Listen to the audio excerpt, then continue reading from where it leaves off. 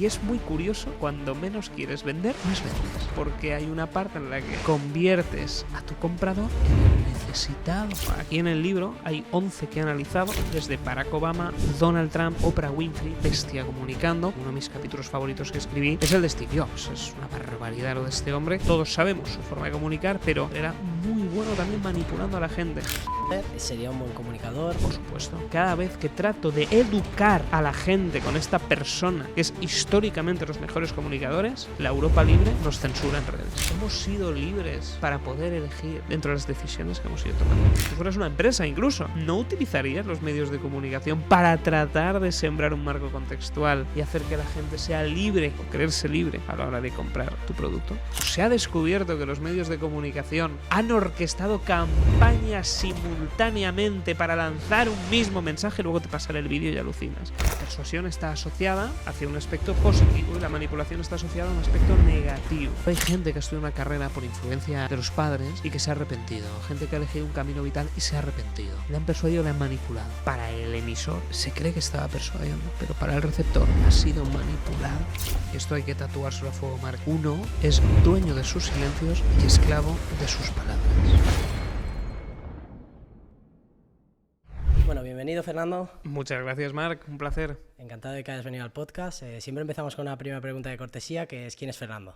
Fernando es un profesor que enseña a otras personas a mejorar sus habilidades de comunicación para utilizarlo en cualquier recurso, como por ejemplo hablar uno a uno contigo, hablar en escenario para triunfar en la empresa, para vender más, donde haga falta, y al final la comunicación es una herramienta vital en todos los días de nuestra vida. Cuéntame un poco, entraremos luego un poco a toda tu historia. Cuéntame un poco cómo eras de niño. De niño yo era una persona tímida, bastante introvertida frente a lo que puede pensar cualquier otra persona, pero sigo siendo tímido. Yo soy de estos que si a lo mejor estamos en una cena juntos, de pronto necesito después una serie de horas para recuperarme de toda la interacción social. Y esto sigue a día de hoy, a pesar de estar todo el día con gente, hablando delante de muchas personas, pero después necesito mi horita y media de puro silencio, de estar en mi soledad, y disfruto mucho. Y eso me pasaba desde niño. Me has dicho que de niño ya eras la persona que hablaba con los padres de tus amigos. Eso es, sí. Toda la vida me ha gustado estar rodeado de gente adulta. He sido una persona con mentalidad más avanzada, mentalidad de señor ya desde pequeño, y entonces las conversaciones que podíamos tener entonces siendo niños me parecían insustanciales y tenía que irme a las conversaciones con mayores, donde empezábamos a debatir de política, de empresa. Muchos de los amigos de mis padres eran empresarios o altos directivos y entonces comentaban todas sus operaciones, aquellas cosas, en el típico café de después de una paella en Valencia, y entonces a la luz de esas conversaciones yo empecé a aprender y a interiorizar un nuevo mundo que para mí después abrió las puertas de todo. Pero es muy interesante cómo, fíjate, lo estoy analizando por primera vez. Desde pequeño he tenido el acceso a una cultura general por boca a oreja a un entorno que es empresarial y profesional con 9, 10 años. Y eso es para mí ahora mismo un privilegio y un lujo. Claro, ya desde pequeño ya estabas escuchando o viendo cosas que no estaban en un niño de 9 años. No estaba en un niño de 9 años. Además mi padre me decía, oye Fer, ven conmigo y vamos a tal cliente, vamos a este sitio, vamos a aquel sitio, y no os penséis que mi padre es aquí un súper empresario. Es empresario, tiene una pequeñita empresa de limpieza, no es la gran empresa, pero está bien, gestiona, pero tiene sus clientes, tiene sus proveedores, se mueve, pelea, sufre como todo empresario en este país, y a partir de ahí yo he tenido la oportunidad de estar con él, estar con la empresa de mi madre y aprender de todos estos mundos, pero muy de pequeño. Y esto al final forjó un carácter en mí que me llevó hacia el mundo más empresarial. Sobre todo entender la psicología detrás de las personas, comentarios después de, oye, este me la ha jugado, este no. Y va entrando en la membrana de ese niño y va aprendiendo y al final todo suma y unes los puntos cuando te haces mayor. ¿Cómo socializabas de pequeño? ¿Cuáles eran tus gustos? ¿Qué es lo que te gustaba hacer? A mí me encantaba leer. Era un aficionado a la lectura. No me gustaba nada lo de jugar al fútbol. Y veía a los amigos jugando a fútbol, moverse sin parar. Y luego a mí me gustaba disfrutar de esas tertulias. Cuando ya dejaban la pelota nos poníamos a hablar tranquilamente. Yo disfrutaba de esto, disfrutaba mucho la lectura, disfrutaba también de ver en un YouTube muy incipiente muchos vídeos de música, muchos monólogos, y no paraba de entretenerme, pero en unas formas mucho más adultas. Me hablabas ya de pequeñito que tenías como una vena emprendedora en casa de tu abuela, me habías dicho. Sí, te contaba antes. Totalmente. No sé si esto lo he hecho alguna vez público, pero justamente cuando era muy pequeño, tendría yo 5 o 6 años, con uno de mis mejores amigos de la zona de veraneo donde tenía el chalet mi abuela. Pues éramos muy vecinos, a una calle de distancia. Entonces un día le convencí y le dije, oye Alberto, ¿por qué no montamos una tiendecita? Dijo, venga, va. Entonces pusimos una mesa, un par de sillas pequeñas y lo que hicimos fue encontrar todo aquello que nos parecía valioso en el sótano de la abuela y lo pusimos a la venta. Para sorpresa de mi abuela, que cuando llegó se encontró aquel destrozo y dijo, oye, ¿qué ha pasado? ¿Dónde está este jarrón? Y yo decía, no, lo hemos vendido al vecino allá. ¿Pero cómo me vendéis esto? Pero si esto es mi jarrón. Bueno, estamos emprendiendo, no emprendiendo en aquel entonces no se usaba la palabra, pero hemos montado una tiendecita, como la empresa mamá, pues estamos aquí, pero vamos... Y tuvo que recuperar el jarrón. O sea, fue bastante divertido. Fue a buscárselo al vecino. Sí, entre ellos ya estaba como medio apalabrado, parece ser. Pero sí, luego vecinos venían y nos compraban por pena, porque echábamos muchas horas. Entramos desde las 10 de la mañana en verano, siendo niños, hasta las 5 o 6 de la tarde. 6 años, 7 años, hacíamos turnos, ganábamos 2 euros al día y lo que hacíamos después era ir a comprar chuches. Un helado, ¿no? Exactamente. Me hablabas de un álbum. Efectivamente, el álbum también. Queríais vender el álbum. Queríamos vender el álbum de Peñíscola, donde estaban las fotos de la abuela. Y sí. No nos dejó. No nos dejó. Vamos a adentrarnos un poco en cuáles son tus intereses, ¿no? Me has dicho que te gustaba leer. ¿En qué momento te interesa la comunicación? La comunicación per se, como decir, oye, esto es una herramienta muy positiva donde podemos utilizarlo tanto para el bien como para el mal, que hoy profundizaremos sobre ello, me empiezo a dar cuenta ya mayor. Porque yo siempre he tenido un don, Marc. Siempre se me ha dado bien comunicar, no como ahora, porque ahora está muy trabajado, pero sí un niño que, oye, me sentabas con mayores y te daba palabra y no te aburrías y teníamos conversación todo el tiempo.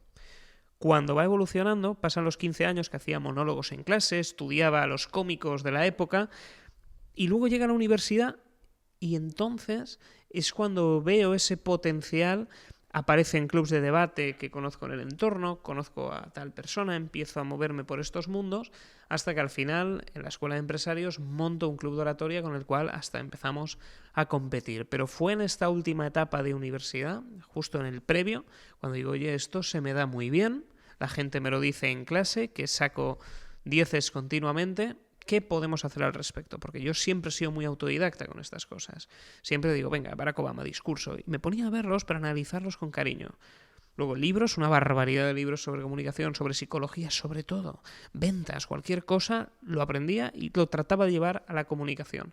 Y luego esta última fase, cuando ya entré a la universidad y empezamos a competir, ya era obsesión pura y dura.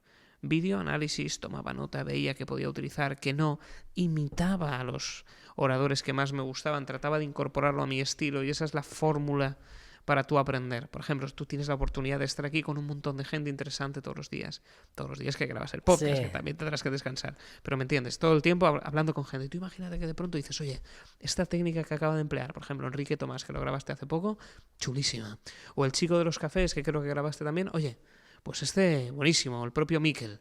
Esta forma me gusta, voy a tratar de probar en el siguiente podcast hacerla yo. Y de pronto la aplicas y dices, coño, esto me gusta también. Y esa es una fórmula que vas incorporando y hace que mejores exponencialmente. Porque tú, por ejemplo, tienes un programa que te permite practicar prácticamente todos los días. 2 horas o 1 hora.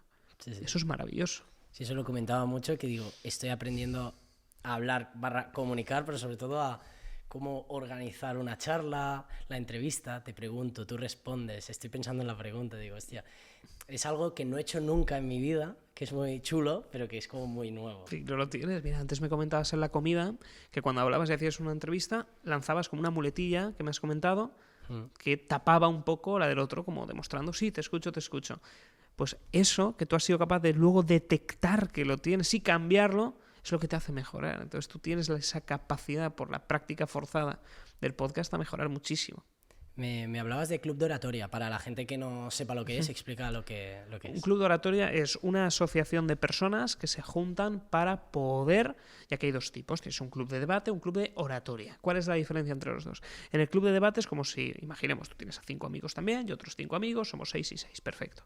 Entonces, en un club de debate, pues yo me enfrentaría a ti, generaríamos, venga, pues vamos a debatir sobre este tema y empezamos. Tú a favor, tú en contra, uno analiza, otro juzga y vamos viendo quién tiene mejores argumentos, desmontamos falacias, etc. Esa es una tipología que es la más conocida y que viene del mundo del debate universitario, que tradicionalmente está limitado a universitarios, como el nombre indica.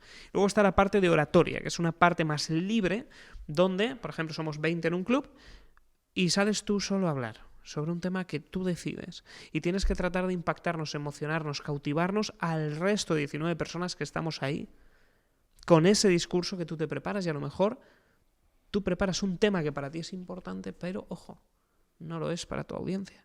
Y entonces descubres una primera patita que aprendí yo en este club de oratoria, que es: tú no le importas a nadie, tus temas no le importan a nadie, salvo que la audiencia tenga un interés sobre él. Entonces el club de oratoria te permite entender bien a las audiencias y, segundo, te permite tener una serie de personas a las que expresar esas ideas, esas opiniones o esos discursos todas las semanas o cada 15 días. Entonces eso es un club, una organización de personas con el objetivo de mejorar la comunicación. La ventaja es que luego te puedes inscribir a distintas ligas, participar dentro de una serie de franquicias, y en esas franquicias tú compites y puedes llevar a disfrutar muchísimo continuamente. Claro, es lo que me comentabas, ¿no? Que fuiste campeón de oratoria en España. Eso es. Bueno, cuéntame cómo fue la experiencia y cómo es ese campeonato. Es muy chulo. Mira, además tienes varias fases. Tú primero compites en tu ciudad, compites primero en tu club para ver qué persona envía a tu club a competir, luego vas en la ciudad, luego vas como ampliado por área, distintas zonas, distintas provincias, y vas sumando dependiendo de la densidad de clubs por zona. Por ejemplo, en Barcelona hay muchísimos clubs, entonces las áreas ya no son por ciudades, son dentro de barrios incluso. Pero es mucha gente, muchos clubs. ¿Qué pasa? Que tú empiezas a competir y tienes que competir contra gente en este sector que no son universitarios, sino que te encuentras con empresarios, profesores de universidad, te encuentras con políticos incluso, personas que están acostumbradas a la comunicación y que tienen experiencia vasta sobre este área. Y tú te pones ahí a competir y dices: wow, esto sí que impone. Las temáticas, como te digo, son totalmente centradas en lo que tú consideres. Por ejemplo, había gente que decía: oye, yo voy a hablar sobre cómo he superado cierta enfermedad. Perfecto, un tema, lo comparte, mejora. Oye, yo voy a hablar sobre cómo he encontrado el trabajo de mis sueños. Oye, yo voy a hablar sobre la historia de mi padre. Voy a hablar, como hice yo, de por qué soy un superhéroe, que son las 3 cosas por las cuales soy un súper fracasado. Y entonces te explicaba de forma humorística cómo no ser como yo. Cada uno lo enfoca desde una manera. Tienes entre 5 a 7 minutos para hacer el discurso y te dan 30 segundos de cortesía al inicio y al final. Entonces, 5 minutos, 4:30. Si haces en 4:29 estás descalificado. Si haces en 4:30 entras justo. Si lo haces en 7:30, clavado. 7:31 descalificado. Es como que tú tienes que calcular también, claro, el tiempo que es... Es decir, un buen orador, por ejemplo, es el que llega a una presentación y se dicen: tiene usted 2 horas. Y la hace en 2 horas. Claro, es la capacidad de medir, ¿no? Eso es. Por ejemplo, si tú me dices: Fernando, quiero que a partir de ahora me des respuestas de 1 minuto máximo para los reels, pues te las doy. Porque estás acostumbrado a controlar el tiempo en una conversación. Por ejemplo, hay gente que empieza a hablar, y dices: por Dios, cállese usted, porque estoy hasta las narices, y te habrás encontrado con gente así, sí, que no sabes ni dónde meterte. Claro. Pues lo mismo. Entonces tú tienes que ser capaz de milimetrar esas palabras, sobre todo porque eso es una habilidad básica. Si tú eres capaz de conseguir controlar los tiempos, eres capaz de conseguir controlarlo todo en comunicación. Y eso es fundamental. ¿Desde qué punto, te interesas, ¿no?, por la comunicación? La oratoria, me dices que te gustaba mucho la lectura, ¿no?, aprender, analizar. Uh-huh. Me hablabas del Club de la Comedia, ¿no? Eso es. Fuiste un tiempo largo. Cuéntanos un poco. Mucho. Es interesante. Mucha gente no sabe que no he sido cómico, ni lo soy, porque a mí me parecen los mejores oradores del mundo. Es decir, un cómico, fíjate si es difícil, que sale todos los días al escenario y la gente piensa: no me vas a hacer reír. Van a entretenerse, sí, pero como ya están prevenidos de que les van a querer hacer reír, como se hacen los duros, este chiste a ver, y se ríen igual. Entonces, para mí son de los mejores oradores porque tienen una de las audiencias más difíciles. Entonces, yo disfrutaba mucho estudiando estos perfiles, porque hacer reír es un arte. Sí. Hay gente que es muy buena comunicando, pero no tiene ni idea de hacer reír. Los tipos de humor que existen. Hay gente que comulga más con el de Leo Harlem, o hay gente que comulga más con el de Ernesto Sevilla, otros con el de Dani Rovira, depende del estilo Goyo Jiménez, dependiendo. Pero lo que hacía en aquella época era: yo estudiaba todos esos monólogos y decía: oye, esto me gusta, esto no. Y luego practicaba. En clase, cuando hacíamos una excursión al colegio, me daban el micrófono en el autobús y hacía un monólogo improvisado, tratando de meter las técnicas y claves que a mí me gustaban. Y conseguía hacer reír, perfecto, anotaba, mejoraba, este funciona, este no, y vas probando. De hecho, mis talleres, que aunque se me ve siempre serio, son un cachondeo. porque desde el primer momento hasta el final sale la gente llorando la risa, pero por el estilo de humor negro que tengo yo en las formaciones. Porque entonces te basaste mucho en los cómicos por la manera de hablar, ¿no? Por la manera de hablar. Yo he disfrutado mucho, me encantan los monólogos, entonces los veía de pequeño y los analizaba porque yo quería hacer monólogos luego en clase, no porque quisiera ser un buen orador. Para mí en aquella época no existía lo que es ser un profesor de comunicación, para nada. Simplemente, como digo siempre, la oratoria no es un fin, es un medio para muchos fines. Tú puedes utilizar la oratoria para ser un experto en podcast, dominarlo, posicionarte como el número 1, porque tienes una comunicación que sabes exactamente qué quiere la audiencia y cómo transmitirlo. Pero no es un fin. Tu fin es el podcast. Tu fin es tu empresa. Solo que la oratoria es la herramienta que permite que todo eso suceda de forma más sencilla. Entonces, en aquella época no se me pasaba por la cabeza. Eran monólogos, disfrutar. Pero conectando los puntos, eso me ha dado una base para tener un tipo de humor que puede hacer reír a cientos, miles de personas cada vez que estoy dando una charla. Y sobre la práctica, ¿no? Sobre todo, que no es me pongo a leer sobre comunicación, no es ponte a hablar, Sí. que es lo que me decías tú que hacías. Exacto. Cuanto más he aprendido es en la práctica. La teoría te gusta porque lees, te aparece una idea, pero mi campo de pruebas es, por ejemplo, el taller de mañana. En el taller de mañana yo tengo el taller diseñado. Seguimos un guión, un esquema, un manual de trabajo, perfecto. Pero cada taller es único. Porque a mí me encanta experimentar y jugar con la gente. Voy haciendo muchas pruebas. Trato de averiguar, por ejemplo, respecto a la comunicación no verbal, si alguien es de derechas o de izquierdas.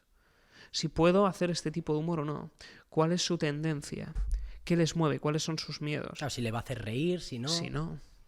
Entonces, pero yo voy lanzando bombas, por ejemplo. Si digo, mira, Barack Obama, que además esto es cierto, es de los mayores asesinos en masa de la historia, pero tiene un premio Nobel de la Paz. Entonces, si veo gente que hace, como tú que estás así cercano, perfecto, eres una persona al menos crítica y que no es una persona polarizada hacia la izquierda. Gente polarizada hacia la izquierda en el taller me habría hecho algo así, se habría tirado para atrás y quizá cruce los brazos. Hubiera hecho este gesto de molestia.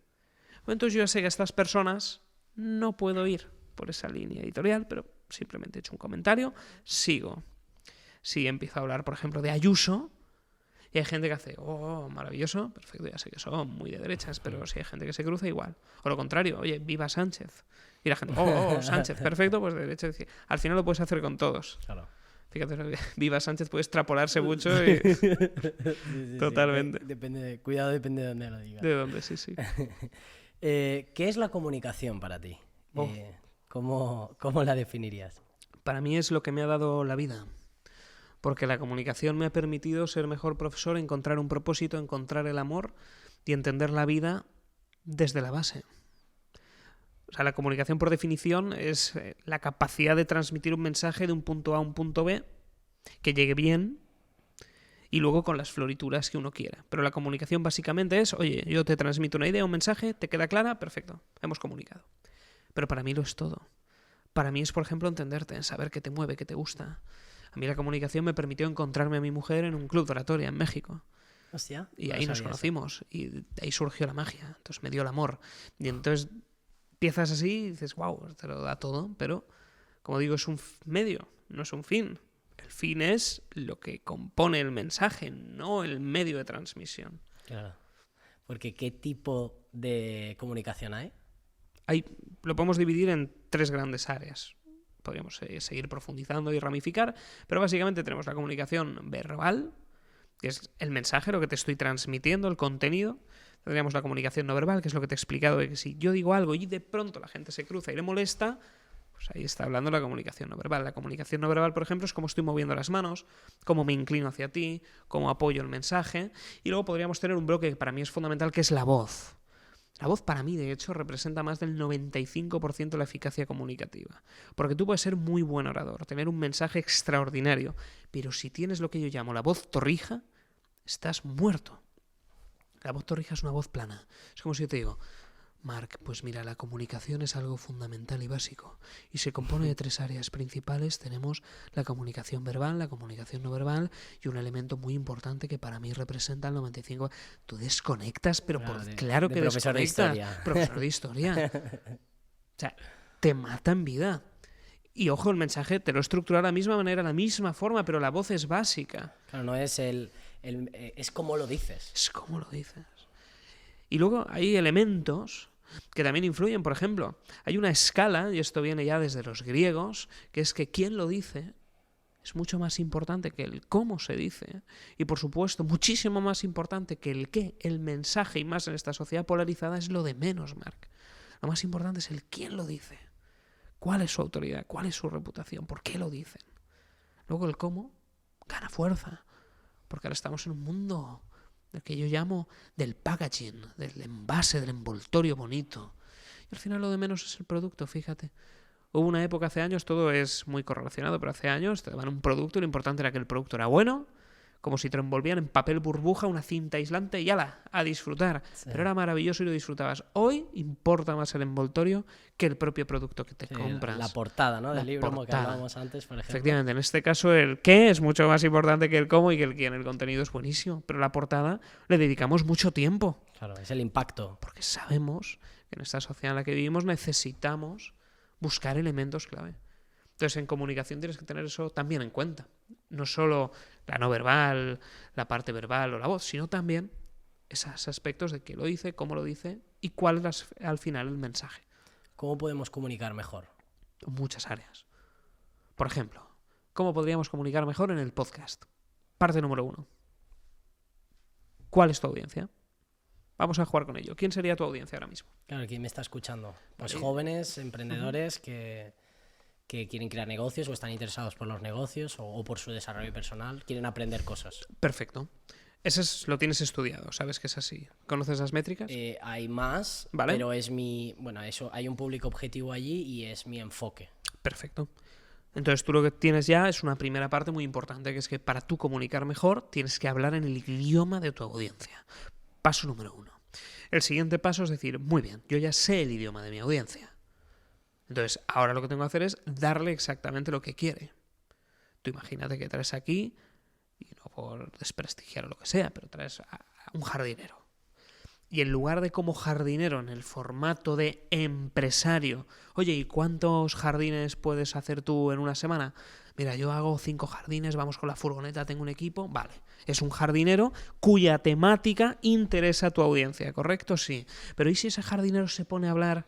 No, mira, es que cuando le sale el gusano blanco, tengo que darle este tipo de nutrientes.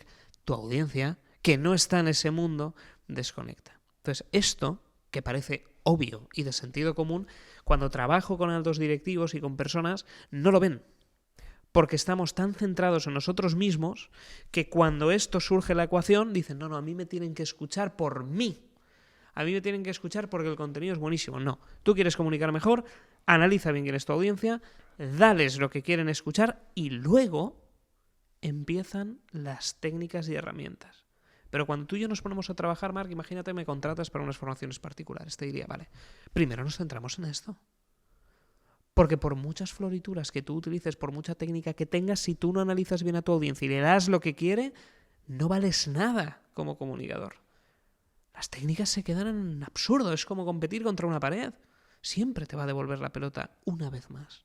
Bueno, es como el saber a quién le escuchas para decirle lo que quiere, ¿no? Al final. Efectivamente. Y luego, una de las cosas en las que me centro es muletillas. ¿Por qué? Porque cuando tú sabes de lo que hablas, esto lo puedes probar en casa, cualquiera que nos esté escuchando o viendo, cuanto más dominas un tema, qué casualidad, menos muletillas te salen. Sí. Por tanto, si tú quieres transmitir la seguridad y la confianza de que dominas un tema, aunque lo estés improvisando, hay que eliminarlas. Hay que hablar con el menor número posible. ¿Por qué? Porque entonces dará la sensación de que dominas el tema.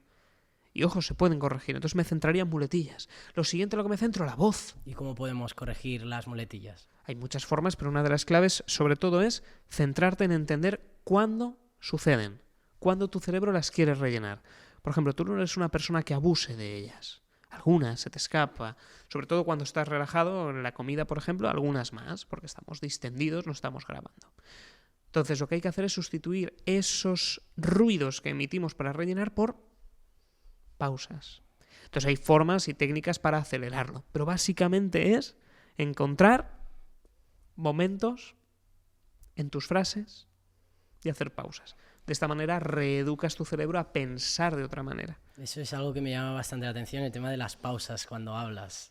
Había un reel tuyo que me había parecido, que es cuando estás en el escenario, entras al escenario, miras al público y hablas. Eso es. Cuando estás hablando, el saber utilizar las pausas te da ese interés o te puede crear ciertas cosas. ¿Cómo podemos utilizar las pausas en la comunicación? Mira, hay una clave muy importante. Cada vez que digas algo importante, puedes permitirte hacer una pausa de 3 segundos. Y jugando con la voz. Lo que acabo de hacer ahora es forzado. Porque además te he hecho la enumeración para que veas que cuando tú quieras generar tensión... Interés, ¿no? También. Te puteo llevándote al agudo y luego caigo al grave, dándote la respuesta. Y tú de esta manera, cuando te hago el agudo, dices, ¿qué pasa? Y luego te doy la clave, como te estoy haciendo ahora continuamente. Claro. Y tú como audiencia estás, ostras, una montaña rusa continua. Quiero saber qué pasa, por qué me sube, por qué me baja. Sí. Y esa es la jugada. Entonces la clave, Marc, es meter 3 segundos tras cada frase importante.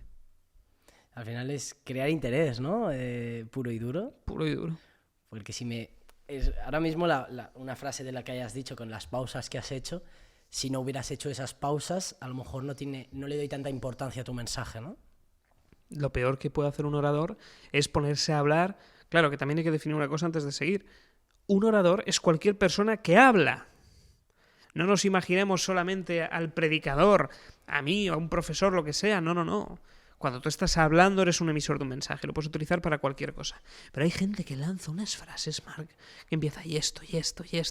Y tú no eres ni capaz como audiencia de procesar tanta información porque no te ha hecho pausas. No te ha dicho 40 cosas en 10 segundos. Absolutamente. Y dices, es que ha perdido ese valor. Como te acabo de hacer ahora, ha perdido ese valor. Y lo tienes que ir interiorizando de forma natural. Y cuando lo haces, es maravilloso. Oye, ¿y esto se puede entrenar? Sí. ¿Y cómo podemos entrenar la comunicación? Ahí habrías hecho unas pausas. Pero, por ejemplo, lánzame algo impactante. Algo que te haya gustado, imaginemos del agua. Algo que te sorprenda del agua. Claro, no es lo mismo que te diga esto, ¿no? Es agua de manantial. Tengo agua de manantial. Exacto. Imagínate. Creo tensión. Fíjate, hay una cosa súper importante de este agua. Es de Asturias y la tiene un emprendedor que está revolucionando el sector. Pero tengo algo importante, y les cejas con un poquito de tensión. Claro, esto es algo que me llama mucho, que de hecho tú hablas mucho de esto, que es aprende a comunicar, porque te va a ir muy bien, sabiendo comunicar, sí. Pero sobre todo también para vender. Por supuesto. ¿Cómo nos puede ayudar la comunicación para vender? Sobre todo, mira, analicemos la ecuación que te he planteado antes. No hay nada peor que un comercial pesado. O sea, eso yo lo llamo los charlatanes, que es que dicen, no, yo vendo mucho porque hablo mucho, hablo muy bien y me escuchan. No, te compran por pesado. Porque como no callas, hay gente dispuesta, si el ticket es barato, a pagarte para quitarse el dolor de cabeza. Para que vengas contigo 3 meses o 4 más adelante. Es como, ya, fuera. Yo qué sé, son 5 naranjas, toma. Da igual, digamos. Pero hay muchos comerciales. La clave es sobre todo entender la jugada que hemos hecho antes. Lo primero, entender quién es tu audiencia. Segundo, qué le interesa a tu audiencia. ¿Y cómo puedes saber esto? Escuchando. La mejor venta es aquella en la que tú preguntas al otro, se interesa a la otra persona, consigues mediante esta conversación que el otro te dé sus intereses, que es lo que le mueve, y a partir de ahí tú le generas esa venta. Hay gente que habla de los intereses y de las objeciones, ¿no? Uh-huh. A través de él. Eso. Dale el derecho al no. Mucha gente me decía esto para que luego sepas de dónde viene el no, ¿no? Exacto. Por ejemplo, cuando me has hecho el showroom y la visita de este fantástico lugar, claro, yo me estaba visualizando, digo, ostras, esto en el pisete, el cine con en mi casa. mujer, maravilloso, un día fresquito, que tenga frío cuando llegue a casa, o esté nevando, vamos a ver aquí qué hacemos. Me ha encantado. Entonces, a partir de ahí, tú has hecho una venta que no es venta. No me has forzado a nada. Pero... Te has hecho ilusiones ya. Me has hecho ilusiones, me has enseñado, me has visto aquello, el cine... Y luego puedes atacar con ciertas objeciones. Sí, esto, por ejemplo, no es lo ideal para este tipo de circunstancias, pero te puede venir bien. Y es muy curioso como cuando menos quieres vender, más vendes. Sí, eso es así, ¿eh? Pero porque hay una parte en la que conviertes a tu comprador en el necesitado y no al vendedor en ese necesitado. Y eso es maravilloso. Claro, si no es lo que hablábamos, bueno, hacemos cines de lujo, vienes al cine, te pongo el cine y dices, mierda. Digo, mucha gente que viene aquí dice, más que era una necesidad. Digo, yo no vendo, yo te lo enseño. Eso es. Y tú... Además has jugado muy bien antes y te pregunto, oye, ¿cuánto puede costar una cosa? Y se me hace, bueno. A ver, ¿cuánto te quieres gastar? Digo, me cago en la leche, vale. ¿Cuál es el techo? Porque claro, el techo está muy arriba. De ahí el nombre del podcast, No Limit Podcast, Sí, depende del sí. precio. Entonces, de pronto me dices, mira, vas a ver la sala más chula, precio altísimo, y luego me dices, este proyector son tanto. Digo, qué barato. En comparación, o sea, también me has hecho un buen anclaje. Sí, no, eso sí.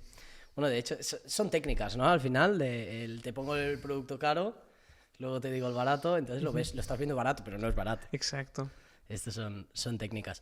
Y cómo, por darle algunas técnicas, incluso a mí mismo, para aprender a vender mejor a nivel, qué gestos o qué trucos hay que te puedan ayudar a realizar una venta. ¿A realizar una venta? ¿Para realizar una venta? Sí. Vale. Ahí tendrías varias formas y una muy buena es una estrategia que te enseña Chris Voss del FBI que a mí me encanta. Pero lo puedes llevar tanto a venta como a obtener información de otra persona.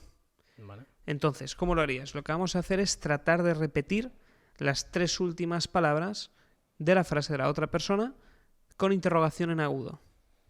Por ejemplo, antes me has contado, oye, yo estoy montando el podcast y estamos teniendo un montón de invitados, pero no sé a cuál más traer. ¿No sabes a cuál más traer? No, porque claro, estoy buscando más... Y entonces empiezas a hablar más. El objetivo aquí en una venta es conseguir que la otra persona esté tan a gusto. ¿Y cómo conseguimos que esté más a gusto? Que no calle. Ay, que se suelte. Que se suelte. Y que diga más de lo que debería decir, ¿no? Efectivamente. Sobre todo, no es más para utilizarlo en su contra, que esto también lo podemos ver y es una opción. Es simplemente que las personas están más a gusto cuanto más hablan ellas. Somos seres tan egocéntricos que en el momento en el que nos den un micrófono y un poquito de atención nos volvemos locos.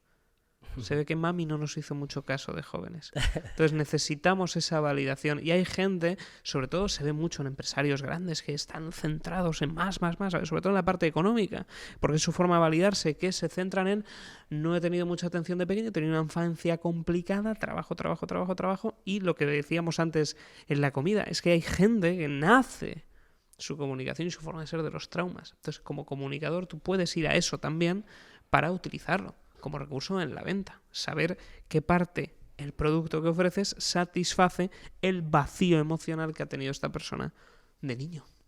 Para ti, ¿cuáles son los mejores comunicadores o referentes que tengas? Mira, hay muchos. Por ejemplo, aquí en el libro hay 11 que he analizado, desde Barack Obama, Donald Trump, Oprah Winfrey, una bestia comunicando, entre otros. Uno, por ejemplo, a mí uno de mis capítulos favoritos que escribí es el de Steve Jobs. Es una barbaridad lo de este hombre, sobre todo en la forma de, todos sabemos su forma de comunicar, pero detrás de esa fachada había más cosas. Sí, este hombre era muy bueno también manipulando a la gente, y esto lo explico en detalle en el libro. Entonces aquí tenemos de todo, hasta Richard Branson del grupo Virgin, pero llevado a un público que más pueda conocer a nuestra gente aquí en España, tenemos varias vías. Uno de los que más me gustan y que ha vuelto a la rueda de podcast, y que, bueno, más que vuelto, ha entrado. Claro, porque este hombre viene del mundo de los medios de comunicación más tradicionales, una eminencia, y ojo, cuando hablo de esto es eliminando de la ecuación, por supuesto, toda la parte de posibles delitos, lo que pase, da igual, analicemos lo que es la comunicación en sí, y es Mario Conde. Mario Conde es uno, para mí, de los mejores comunicadores de España. Buenísimo. Luego tenemos a alguien en la política, que sería, o expolítico, Iván Espinosa de los Monteros, una bestia en cuanto a datos, utilizar la parte argumental, la capacidad de dialéctica que tiene, me parece salvajemente bueno. Luego tenemos también Pablo Iglesias, la versión 2015-2016, cuando surge el movimiento Podemos, y fíjate que son todos enfrentados. O sea, tenemos a un político de derechas, a un político muy de izquierdas y a un banquero, que entre ellos, perfecto. Pero es una realidad, comunican muy bien los tres. Y luego teníamos uno también que se fue muy temprano, que fue Albert Rivera, que también era muy bueno comunicando. Para ti, Hitler, que sería un buen comunicador. Por supuesto.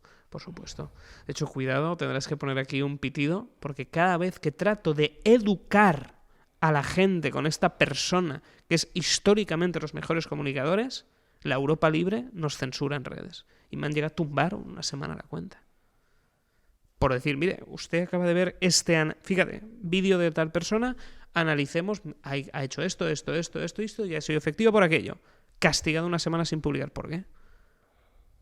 Curioso, entonces hay que tener cuidado. Pero sí, es un comunicador extraordinario. De hecho, no solo estaba este dictador alemán, sino que también su ministro de propaganda, Joseph Goebbels, nos regaló una serie de perlas comunicativas que hay que estudiar. De hecho, a ti te vendrían de maravilla, que son los 11 principios de propaganda NAZI. Si tú estudias estos principios de propaganda, entiendes gran parte del juego que estás viviendo hoy en nuestros medios de comunicación, en tu televisión, en tu teléfono y en todas partes. Y esto se estudia en las mejores escuelas de negocios. Bueno, la manipulación está a la orden del día, ¿no? Pero desde siempre. Es decir, ¿nosotros hemos sido libres alguna vez, Marc? Yo creo que lo creemos, pero jamás. Es decir, nosotros somos el yugo, estamos subyugados, mejor dicho, ante una serie de elementos porque somos seres aberrantemente influenciables. Nosotros somos el fruto de nuestro entorno. Si tú hubieras nacido en Andalucía o en Valencia, o hubieras nacido en Portugal, tú serías totalmente diferente al Marc que eres hoy porque tendrías un entorno que te ha influenciado de otra manera diferente. Si tenemos eso en cuenta, han sido los medios de comunicación un sistema de educación de contextos sobre nosotros. Sí. Han sido, o se ha descubierto que los medios de comunicación han orquestado campañas simultáneamente para lanzar un mismo mensaje, luego te pasaré el vídeo y alucinas, en Estados Unidos.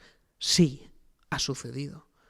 Por tanto, hemos sido libres para poder elegir dentro de las decisiones que hemos ido tomando. Sí, eso es una... Ahí lo dejo, no tengo la respuesta al 100%, pero simplemente a veces me gusta reflexionar sobre estos temas y ya cada quien que decida. Pero siempre es bueno ser crítico. Y ojo, salte el aviso que esto simplemente es reflexión y tratar de entender las cosas sin sentar cátedra de absolutamente nada, porque no existe una clara verdad al respecto. Si esto es lo de somos libres o realmente hemos sido manipulados y a través de la influencia que hemos tenido, claro, pensamos como pensamos. O por ejemplo, aquí tengo un buen amigo que es Euge Oller, que habla mucho y a mí me estalló la cabeza cuando me comentó su teoría del libre albedrío. Y es algo que él ha publicado en sus redes sociales, por eso invito a la gente a que vea también ese vídeo de Euge, y es maravilloso. Es decir, si volviéramos atrás con la información que teníamos entonces, no la actual, pero si llevas al Marc con 3 años, imagínate, el primer día que va a probar, no sé, X cosa, con esa información, con ese entorno, sin conocer lo que sabes ahora, ¿tomarías la misma decisión? Si tienes la misma información de entonces, ¿el entorno sería el mismo? La respuesta es sí. Entonces, eres libre. ¿Ha sido tu entorno? No. Entonces, este tipo de cosas son muy interesantes. Y la comunicación juega un papel. Pero eres tú, eres libre. Claro. Entonces, si tú fueras un partido político, si tú fueras un comunicador, si tú fueras una empresa incluso, y tienes intereses empresariales, ¿no utilizarías los medios de comunicación para tratar de sembrar un marco contextual y hacer que la gente sea libre o creerse libre a la hora de comprar tu producto? Es como crear narrativas, ¿no? Incluso política, izquierda, totalmente. Derecha. Teorías, pero no tan teorías. Lo que estamos aquí reflexionando. Es como tú tienes un pensamiento que tiene que estar cuadrado con lo que estamos diciendo. Que eso a veces es el problema, ¿no? De la política, de que dices, hostia, si a mí me gustan cosas de izquierdas y de derechas. Es que suele ocurrir. No somos polares. Pero la gente no... Yo creo que hay una gran parte de la sociedad que es como que no piensa. Normal, mira, tú te vas, por ejemplo, a un partido de fútbol y sin meterme con la gente a la que le gusta el fútbol, que sé que hay mucha, pero con los equipos de fútbol es muy claro. Hay equipos de fútbol y dice, ¿tú por qué eres de este partido? No, mira, es que hay de este partido, de este equipo. Mira, yo soy de este equipo porque mi abuelo en aquella época me trajo al campo y ole, ole, y pase lo que pase, roben lo que roben, hagan lo que hagan, a muerte con este equipo. Muy bien. Cuando la emoción entra por la puerta, la razón sale por la ventana. Lo mismo que sucede con los equipos de fútbol, sucede con los partidos políticos. Y es que la mayor parte de la población es emocional, Marc. Sí, porque hay poca gente que dice, que se para a pensar y decir, yo estoy con izquierda y yo estoy con derechas. Eso la es. mayoría es como que se asigna a izquierdas y ya es como que hay algunas personas que tienen todos los pensamientos que dicen ellos. Es como lo que dicen ellos va a misa. Sí, compran la propaganda entera. Es en plan, hay que intentar trabajar y tener un pensamiento crítico, ¿no? Por supuesto. De hecho, claro, a ver, aquí estamos sentados, somos dos personas críticas. ¿Hay cosas que me gustan de los partidos de izquierdas? Sí. ¿Hay cosas que me gustan de los partidos de derechas? También. ¿En qué me convierte eso? Pues hay áreas en las que comulgo más con cierto partido y hay áreas en las que comulgo más con el otro, pero porque soy una persona crítica, esto no es un mundo ABC en todo, pero desde hace años ya no. Desde hace años es partido, pensamiento único, esto se impone y se acabó. Y ahí entra la comunicación. Hablabas antes de manipulación. ¿Es lo mismo manipulación y persuasión? No, en absoluto. ¿Cómo podrías definir las dos cosas? Mira, no en absoluto y sí por completo. Verás, para la mayor parte de las personas es un no en absoluto. La persuasión está asociada hacia un aspecto positivo y la manipulación está asociada a un aspecto negativo.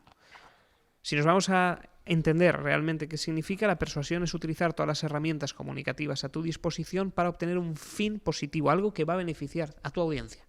Por tanto, estás convenciendo de algo bueno. Imagínate que yo te digo, mira, Marc, con lo de beber agua que hablábamos antes, beber agua es bueno, no tomar café es bueno, y mira que tomo mucho café, etcétera, etcétera. Vestir bien es sano, y yo trato de convencerte porque sé que te va a venir bien a ti. Entonces yo voy a persuadirte para que hagas algo que es bueno para ti. Perfecto. La manipulación sería utilizar esas mismas herramientas comunicativas, pero para un fin negativo. Tú imagínate y digo, mira, no, tómate el café, ¿no? O vete a este tipo de droga, vamos a hacer esto. Claro, yo ahora estoy utilizando las herramientas para algo negativo para ti. Poner en duda incluso que no hagas algo, ¿no? Por ejemplo. Y ahí la cuestión es, ¿quién decide si es bueno o malo? Porque tú no le has preguntado a tu audiencia, a la persona a la que le estás persuadiendo o manipulando, si le va a venir bien o no. Y es más, hay ocasiones en las que tú lanzas un mensaje y el resultado de ese mensaje no lo ves a corto plazo. Tardas un par de años. Tú imagínate que eres padre. Esto lo reflexionaba con mi mujer. Digo, ¿y si nuestro hijo crece y nos dice, yo qué sé, me voy a inventar cualquier cosa, que de pronto quiere ser astronauta y cultivar patatas en Marte, por decirte algo bárbaro? Digo, wow, no, yo como padre, ¿qué quiero? Yo lo que quiero es que mi hijo, o sea, entiendes a tus padres cuando vas a ser ya padre. Yo quiero que mi hijo tenga un trabajo seguro, estable, que esté cómodo, tenga una buena vida. Y tú quieres darle seguridad. Pero tu hijo no quiere seguridad, pero tú quieres darle seguridad. Entonces, ¿qué vas a hacer? ¿Persuadirle para que haga una carrera tradicional y que tenga un camino normal? Porque sabes y crees que es lo correcto. Entonces le persuades. Pero tú imagínate que le persuado de que no sea astronauta en Marte cultivando patatas. Digo, no, hijo, no, yo utilizo todo y lo estoy persuadiendo. No, tengo que persuadirle, cariño, porque es que el niño se nos va a Marte a cultivar patatas. Al final dice, vale, pues estudio Derecho. Y en el segundo año se suicida. Porque no ha vivido la vida que quería. Porque no ha sabido decir que no. Porque lo he obligado, porque le he manipulado. Y yo digo, pero si estaba persuadiendo, era algo bueno para él. Ya, pero ¿quién decide? Ya es demasiado tarde. Te he puesto un caso dramático en todas las vías. Entonces esto no suele suceder al uso. Pero hay gente que ha estudiado una carrera por influencia de los padres y que se ha arrepentido. Gente que ha elegido un camino vital y se ha arrepentido. Y no, ahora dicen, joder, ¿qué? Le han persuadido, le han manipulado. Para el emisor se cree que estaba persuadiendo, pero para el receptor ha sido manipulado. Por ello yo siempre parto de la base en que todo es manipulación. De hecho, el libro se podía llamar Manipulación y Poder, pero en la reunión con el editor, que tiene más razón que un santo, no habría funcionado de la misma manera Manipulación y Poder, porque diría, no, ya este libro, ¿qué es? Bueno, es una palabra no un poco agresiva, ¿no? Es muy tabú. De hecho, yo tenía un taller que era taller de persuasión y manipulación. Y por estos temas cambiaste. Tuvimos que quitar manipulación porque las empresas decían, no, solo persuasión. Pero si es lo mismo. Es lo mismo. Y entonces al final es persuasión, pero te enseño esas mismas claves. Porque hablábamos de manipulación. Antes me has contado algo muy interesante, que es como que me estabas analizando, ¿no? Como que me lo estabas explicando. ¿Cómo utilizas tú la manipulación, persuasión y cómo analizas a las personas? Vale. Para entender lo que hablábamos antes de cómo hablarles, qué decirles. Eso es. Por ejemplo, cuando tú estés hablando con alguien, lo más importante es escuchar mucho. Y sobre todo, alinear los intereses de la otra persona. Yo me centro siempre en qué le mueve, ¿Cuál es su prioridad? ¿Habla mucho de dinero? ¿No habla mucho de dinero? ¿Habla de seguridad? Sobre todo lo llevo a una línea que explico en el primer capítulo del libro, que son los pecados capitales. Y hay 4 principales que son los que más mueven el mundo a nivel comunicativo, los otros a nivel general. Pero, por ejemplo, yo trato de ver, oye, avaricia, ¿le mueve el dinero mucho? Sí, normalmente gente joven. La gente joven, hasta que llega a un umbral económico, es donde más les mueve el dinero. Entonces, la mayor parte de sus conversaciones es de quiero esto, de llegar a esto, de conseguir estas cifras, tal. Y es porque les mueve más la avaricia. Perfecto. Entonces, yo lo analizo y digo, muy bien, si yo quiero convencerle de algo, persuadirle / manipularle, tendré que alimentar su avaricia, no su pereza. Porque la pereza sería un pecado que si tú me dices, mira, yo estoy cansado de hacer, yo lo que quiero es relajarme, vivir la vida tranquilo, 0 problemas, ya he tenido bastante, a mí el dinero me da igual, yo quiero desconectar. Perfecto, ahí estaríamos apelando a la pereza. Entonces yo alimentaría tu pereza para poder obtener un fin. Por ejemplo, mira, Marc, vamos a hacer un sitio, mira, de tranquilidad total. No vamos a hacer ningún esfuerzo, vamos a ir un día a jugar al pádel, nos vamos a pasear después, una buena comida, pero tranquilamente, y tú haces, esto sí que me mueve.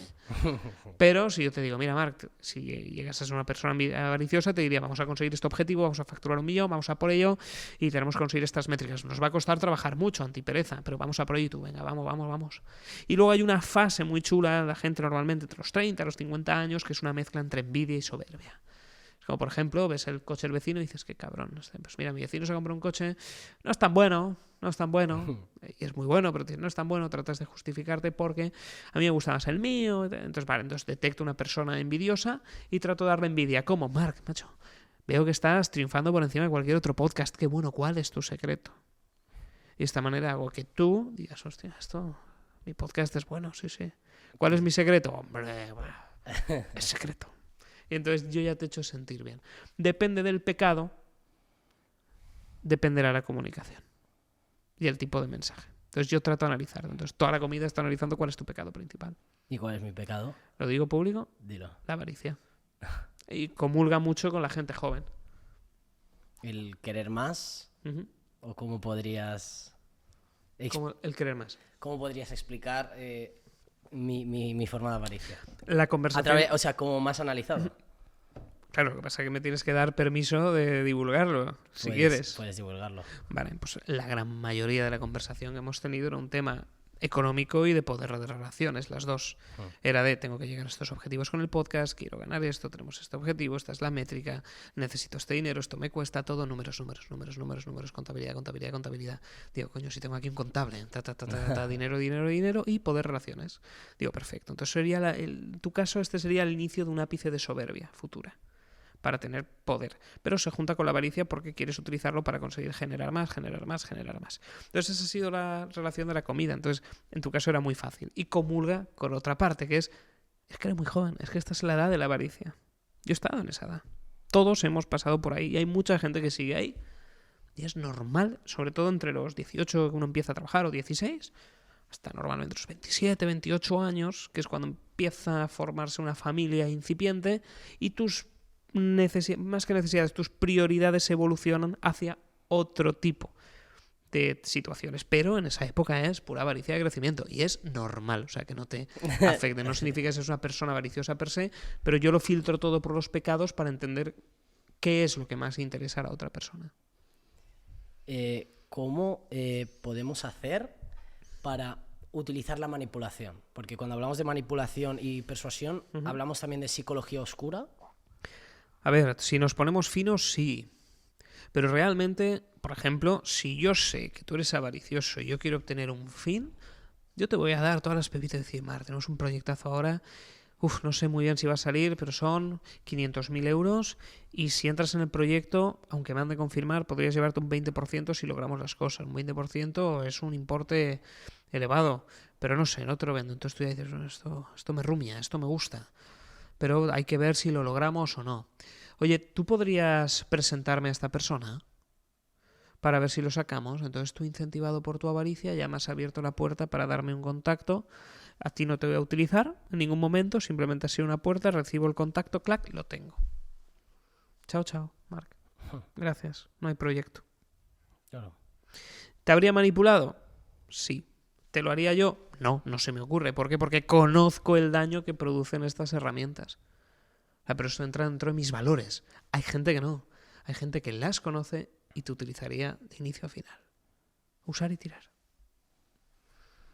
Sí, esto me parece interesante. La verdad que es algo que he leído mucho. Por ejemplo, yo he leído 48 leyes de poder. Muy buen libro, muy buen libro. Que es increíble. Bueno, te abre la mente mucho de esto de que hablamos, ¿no? Hay un tema que, bueno, también se tocaba, no sé si lo tocaban mucho ahí, pero habla mucho del silencio. De no hables. Cuando estés, por ejemplo, en una mesa, intentas ser el que menos habla. Y escucha lo que tú decías, ¿no? Al principio. ¿Qué tan bueno es estar en silencio? Para nuestro cuerpo, incluso. Para el cuerpo no te sabría decir a nivel fisiológico. Para el cerebro. Mira, sobre todo una cosa que es muy importante en comunicación y es básica. Y esto hay que tatuárselo a fuego, Marc. Uno es dueño de sus silencios y esclavo de sus palabras. Esto hay que marcárselo. Uno dice algo y ya es esclavo. Uno lanza una opinión sobre un tema y es esclavo de ella. Y hay que tenerlo muy en cuenta. Mucho. Entonces el silencio no solo te permite hacer que las otras personas hablen más, por lo tanto disfruten más, estén más a gusto y por lo tanto tú obtener más información. Es que encima tú no la cagas. Por la boca muere el pez. ¿Cuánta gente ha tenido carreras brillantes, Marc? Y por un comentario desafortunado se va. Para mí el silencio es crucial. Obviamente hay excepciones. Hay pero que aprender a estar en silencio. ¿Quién ha hablado más en la comida hoy? Yo. Pero es que si le preguntas a la cena que tuve el jueves, ¿quién habló más? La respuesta no iba a ser yo. Claro. O sea, tú siempre intentas tener el perfil de la persona que menos habla. Siempre. Que más pregunta. Siempre. Pero si tú me traes una entrevista, tengo que hablar. Sería feo quedarme aquí callado y decir, ¿para qué viene usted hasta Barcelona? Por Dios. Claro. Pero siempre en la vida real, fuera de la grabación y de esta dinámica, me callo mucho. Y pregunto, me intereso. Porque es básico. Que es difícil. Hay un trabajo. Sí. Además tienes que ser una persona que disfrute con los silencios. El silencio es muy incómodo. Bueno, esto va un poco relacionado también con que me decías que te gustaba la soledad. Pero odio los silencios. Esto está entrenado. Los silencios, yo me acuerdo de subirme en el coche antes con alguien en silencio y decir, oh, por Dios, ¿Qué digo? qué incómodo. Pongo música. Exacto, no sabes. Y entonces te ocurre, pues hace buen día. ¿Cómo ha llovido? Y aún te sale decir, ¿ha llovido? No, pero sí. Dices, sí. Sí, ha llovido. Hace fresco, también. Llevas el abrigo. Sí. Y te salen conversaciones de ascensor. Ahora lo que hago, y pongo incómodo el otro, es... Y si no sale un tema, me callo profundamente y lo disfruto. Pero lo has de entrenar, has de aprender a hacer esos juegos. Sí, me pasaba mucho en el podcast, me acuerdo al principio, que hay momentos que a lo mejor estaban hablando de un tema, aquí hemos tocado muchos temas sobre los que me gusta mucho hablar, y hay momentos en los que la otra persona habla y yo quería introducirme. Y al principio hablaba, de hecho me daba cuenta que a veces cortaba demasiado al invitado, y es como que yo por dentro decía, calla, como que quería hablar, pero por dentro decía, no. Y es como que apretaba la boca, no sé cómo hacía, que hay que entrenarlo, tal cual. Hay que pensarlo, no digas. Y el tema este de hablar que me comentabas, esto es muy famoso, lo de no cuentes tus proyectos, ¿no? Como que se te va el pez por la boca, ¿no? Mi mujer lo dice, no lo sales. En México se dice, no sales las cosas, como se va a salar. Creo que es como echarle sal. Nunca lo he visto escrito ese término. Entonces sería no lo sales, es no lo cuentes, porque entonces lo llamaríamos en España gafar, que se gafa. Yo creo que no es que se gafe, es que en el momento en el que la gente conoce tus intereses egoístas, hay gente dispuesta a cortarse una oreja para que a ti te dejen sordo. O sea, hay gente dispuesta a joderse a sí mismos para que a ti te jodan más. Entonces, si tú me dices, tengo este proyecto, pero tú me caes mal, diría, a la mierda, voy a por ti. Y esto lo comentaba en el podcast de Spicy Fortuna, que hace muy buenas dinámicas, y creo que era Euge quien comentaba que Bill Ackman, un inversor, invirtió a la baja, es decir, vendió acciones en corto de Herbalife, pensando que iba a caer, pero tenía un pique enorme con un inversor también, que era Carl Icahn, algo así creo que se llamaba. Y entonces el hombre no confiaba en Herbalife, pero Bill Ackman apostó miles de millones en contra. Si ganaba, ganaba mucho, pero si perdía, perdía mucho. ¿Y qué hizo Carl Icahn? ¿Tú me has odiado? ¿Te odio? Muy bien, pues voy a empezar a comprar muchísimo acciones de Herbalife para que tú empieces a perder mucho dinero. Y le hizo perder mucho dinero y se jugó su propio patrimonio con tal de que al otro le jodieran. Entonces, hay que tener mucho cuidado con las intenciones. Sobre todo, tus intereses reales, egoístas, trágatelos y nunca se los cuentes a nadie. Porque cuando alguien lo sepa, irán a por ti. Porque no conoces a la persona que tienes delante realmente. Exactamente. Eso lo he sentido muchas veces, de contar proyectos. Sobre todo yo siempre he sido una persona a lo mejor muy sensible, pero sobre todo como muy alegre cuando hablo de mis cosas, o como cuando cuento mis proyectos, cuento mi ambición, lo que quiero lograr. Y a veces sí, esto pasa de que depende a quién se lo cuentes, ya te sientes mal contándolo porque a lo mejor no ves su cara de, hostia, le he contado esto que para mí es súper bueno y él no reacciona. Y esto es algo que siempre me ha llamado la atención y sobre todo eso es lo que tú decías, de que van a por ti. Y es que van a por ti, porque cuando yo le cuento el proyecto que quiero hacer, la marca de ropa, por ejemplo, de No Limit, Qué chulo. yo solo por haberlo dicho, saca la marca de ropa y ya tienes más o menos la presión de haberlo contado, ¿no? Sí. Y luego hay gente que tendrá envidia. Mucha gente. Bueno, el tema de la envidia, esto ya esto es un melón. ¿Qué opinas de aquí, de la envidia que hay en España? Pero es que es universal. La envidia es universal.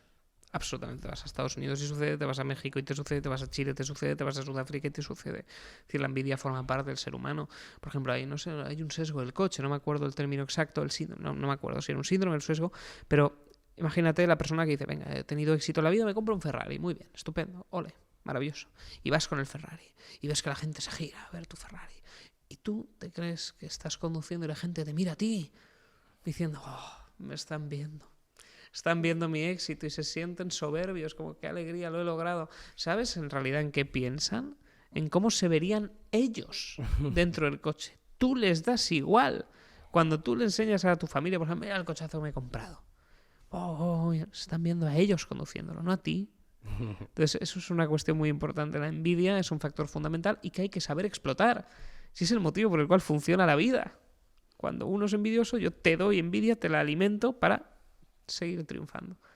A mí me encanta analizar la envidia. ¿Y por qué crees que hay tanta envidia? A mí lo que me da rabia, aunque es normal, me imagino, y no puede dejar de existir, depende del entorno en el que te rodees, pero de tener un proyecto, tener muchas ganas y que tus cercanos no quieran que crezcas, que te quieran tirar para abajo, que tengan envidia. Y tu gente cercana, es a lo que me refiero. ¿Por qué hay tanta envidia en tu gente cercana? Habría que analizarlo, pero sobre todo es, ¿ellos querrían estar en tu situación? A esta cosa es, ellos querrían muchas veces estar en mi situación, pero no tienen lo que hace falta o no quieren hacer lo que hace falta para llegar a esa situación. Claro, si no lo harían. Pero ellos quieren el resultado, no el camino. Lo que pasa es que el camino, mientras tú lo haces, se ríen. Míralo, bueno, que lo intente, pobrecillo. Pero tú estás ahí picando. Y cuando llegas dicen, qué cabrón. Joder, y empiezan a criticar, es un desgraciado. Joder, ya me gustaría aquí. Bueno, a mí no me gustaría esos temas. Hay gente que dice, no, eso para él, yo prefiero otras cosas. Muy bien. Pero es el fruto de que la gente solo se centra en el resultado porque no tiene las narices de anular los pecados capitales para conseguirlo. Pasando a la comunicación de nuevo, ¿en qué momento empiezas a dar clases y formaciones más adelante? Esto fue antes incluso de ganar el campeonato de España, cuando ya daba clase en algún cole y también a particulares del club de oratoria que tenía. Y luego fue cuando gana el campeonato de España, me contrata la primera multinacional. Fue un éxito absoluto, entonces se corrió la voz y a partir de ahí, sin redes sociales ni nada, esto es en el entorno empresarial valenciano, donde de una empresa a otra se van comunicando, amigos comerciales, se van rulando la patata, pero con una frecuencia muy limitada, no es la cantidad de talleres que hay ahora, pero oye, un tallercito, otro tallercito, vamos sumando. Y siempre la gente quedaba hiper contenta y lo recomendaban, entonces empezó una bola a funcionar. Hasta que un día decido empezar a divulgar en redes sociales, tanto vídeos grabados directamente como ponía una cámara y a divulgar. Y fue un rotundo éxito. Yo más o menos sabía que se podía lograr, pero no en ese periodo tan corto. Y es que en menos de 2 meses se consiguieron 100.000 seguidores en TikTok. Eso a mí me dejó alucinado, Marc, totalmente. Tú no le dabas importancia en ese momento a las redes. No, sí, absoluto. Yo le daba mucha importancia. Decir, antes de No, empezar. sí les daba. Yo sí les daba. Desde pequeño empecé a tocar la guitarra muy joven a través de tutoriales en YouTube de americanos y con 17 más o menos decidí empezar a compartir en un canal de guitarra. Es decir, oye, pues te enseño a tocar la guitarra en español y totalmente gratis. Mi filosofía siempre ha sido enseñar a la gente gratis las cosas.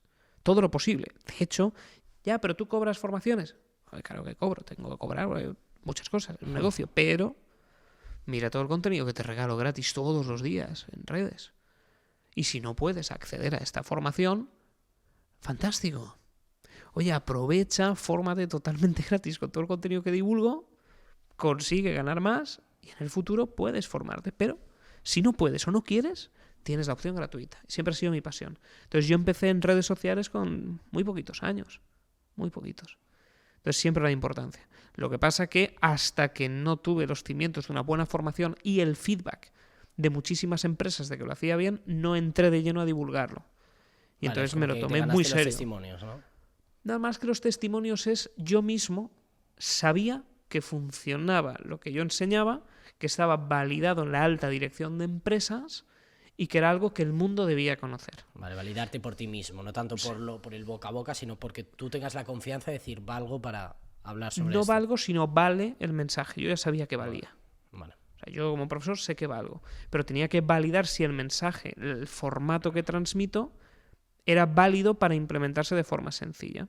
Porque este conocimiento que yo enseño no es de haberte leído 4 libros, ¡hala! Ya soy comunicador. No, oiga, no. Aquí hay una praxis, hay un proceso. He probado este ejercicio, ha funcionado. ¿En qué velocidad? Por ejemplo, en el primer libro, en Descubre el arte de hablar en público, en el apartado de las muletillas, te digo que nunca he conseguido reducir al 100% las muletillas en una persona, pero te doy un porcentaje estimado. Un año después te hago un 0% de muletillas en un ejercicio de 2 minutos. ¿Por qué? Porque en todos los talleres he ido mejorando los ejercicios hasta encontrar uno en concreto y una fórmula en la que hago que tú, ahora mismo, en 2 minutos, elimines para siempre las muletillas. Gracias a estar practicando. ¿Eso está en algún libro? No. ¿Eso cómo se consigue? Con práctica. Claro. ¿Eso lo puede estudiar cualquier persona que diga me chupo el dedo, me leo 4 libros de Dale Carnegie y vamos allá? No, no puede. Te lo hace una persona que durante 2 años de su vida estuvo todos los santos días dando clase. De lunes a viernes trabajaba en empresa y de sábado a domingo me iba de gira por España dando formaciones Barcelona, Madrid, Valencia, el norte en Bilbao, sur, Andalucía, por todas partes, Latinoamérica. Y en cada uno de los talleres con muchísimos alumnos diferentes iba probando hasta encontrar las fórmulas. Y esto se puede y se trabaja. Me decías que al principio hacías formaciones a empresas. ¿También hacías clases en alguna escuela o algo o no? ¿O solo... Sí, eso lo vale. considero empresas. Yo trabajo principalmente con empresas Vale. que me contratan, grandes multinacionales, o también equipos pequeños, de todo. Pero me dicen, oye, Fernando, ven aquí a formar a mi equipo de marketing, o ven aquí a formar a mi equipo comercial, recursos humanos, o incluso a los técnicos. También mucha empresa técnica que lo que quiere es recibir una formación para que las personas técnicas sepan transmitir mensajes de una forma sencilla. Me han llamado médicos para formar a los médicos en mejorar la comunicación con el paciente en su día a día, para congresos, de todo. O sea, todo el mundo necesita comunicar. Pero sí que en un sector más profesional y con objetivos claros. También mucho emprendedor. Claro, eso es lo que hablábamos antes, ¿no? De que este podcast es para todo el mundo, porque la comunicación es para todo el mundo. Y sobre todo, bueno, me comentabas el tema de las empresas, sobre todo apartado comercial o un poco de todo también. Normalmente suele ser mucho comercial, toda la razón del mundo. La siguiente patita suelen ser recursos humanos. Esto te hablo de empresas grandes, tienen que trabajar mucho con personas, con equipos, grandes empresas de 80.000 personas. Los directivos, los niveles C que se llama, que es cuando ya te vas al CEO, al CCO, pues se llaman los niveles C, pero como los grandes directivos, que es, oye, mira, yo tengo que transmitir a toda mi cadena. Entonces, estos también me llegan. A nivel gestión de equipo, ¿no? Muchísimo. Todo aquel trabajo que tenga relación con personas existe. Y ahora, por ejemplo, atención al cliente en todas partes. Al final, ya poniéndose del perfil del CEO, lo importante que es comunicar para que... Porque tú puedes decir el mensaje, pero el tema no es como dices el mensaje, sino que llegue bien el mensaje a todo el mundo. Por supuesto. Y esto hay que pulirlo. Ahora que está en auge el tema de los podcasts, la gente se está dando cuenta de que es importantísimo comunicar. Que no puedes hacerlo de cualquier manera, que encima ahora el mundo te obliga a ser público. Antes un empresario podía pasar desapercibido y ser anónimo toda su vida. Ahora, si quieres triunfar en esta era como empresa, tienes la posibilidad, no la obligación, pero de crear un sistema de media, de comunicación que te permita amplificar tu mensaje. ¿Puedes ser exitoso sin ello? Sí, pero ¿puedes acelerarlo gracias a estos sistemas? Mucho. Y eso es la oportunidad que hay.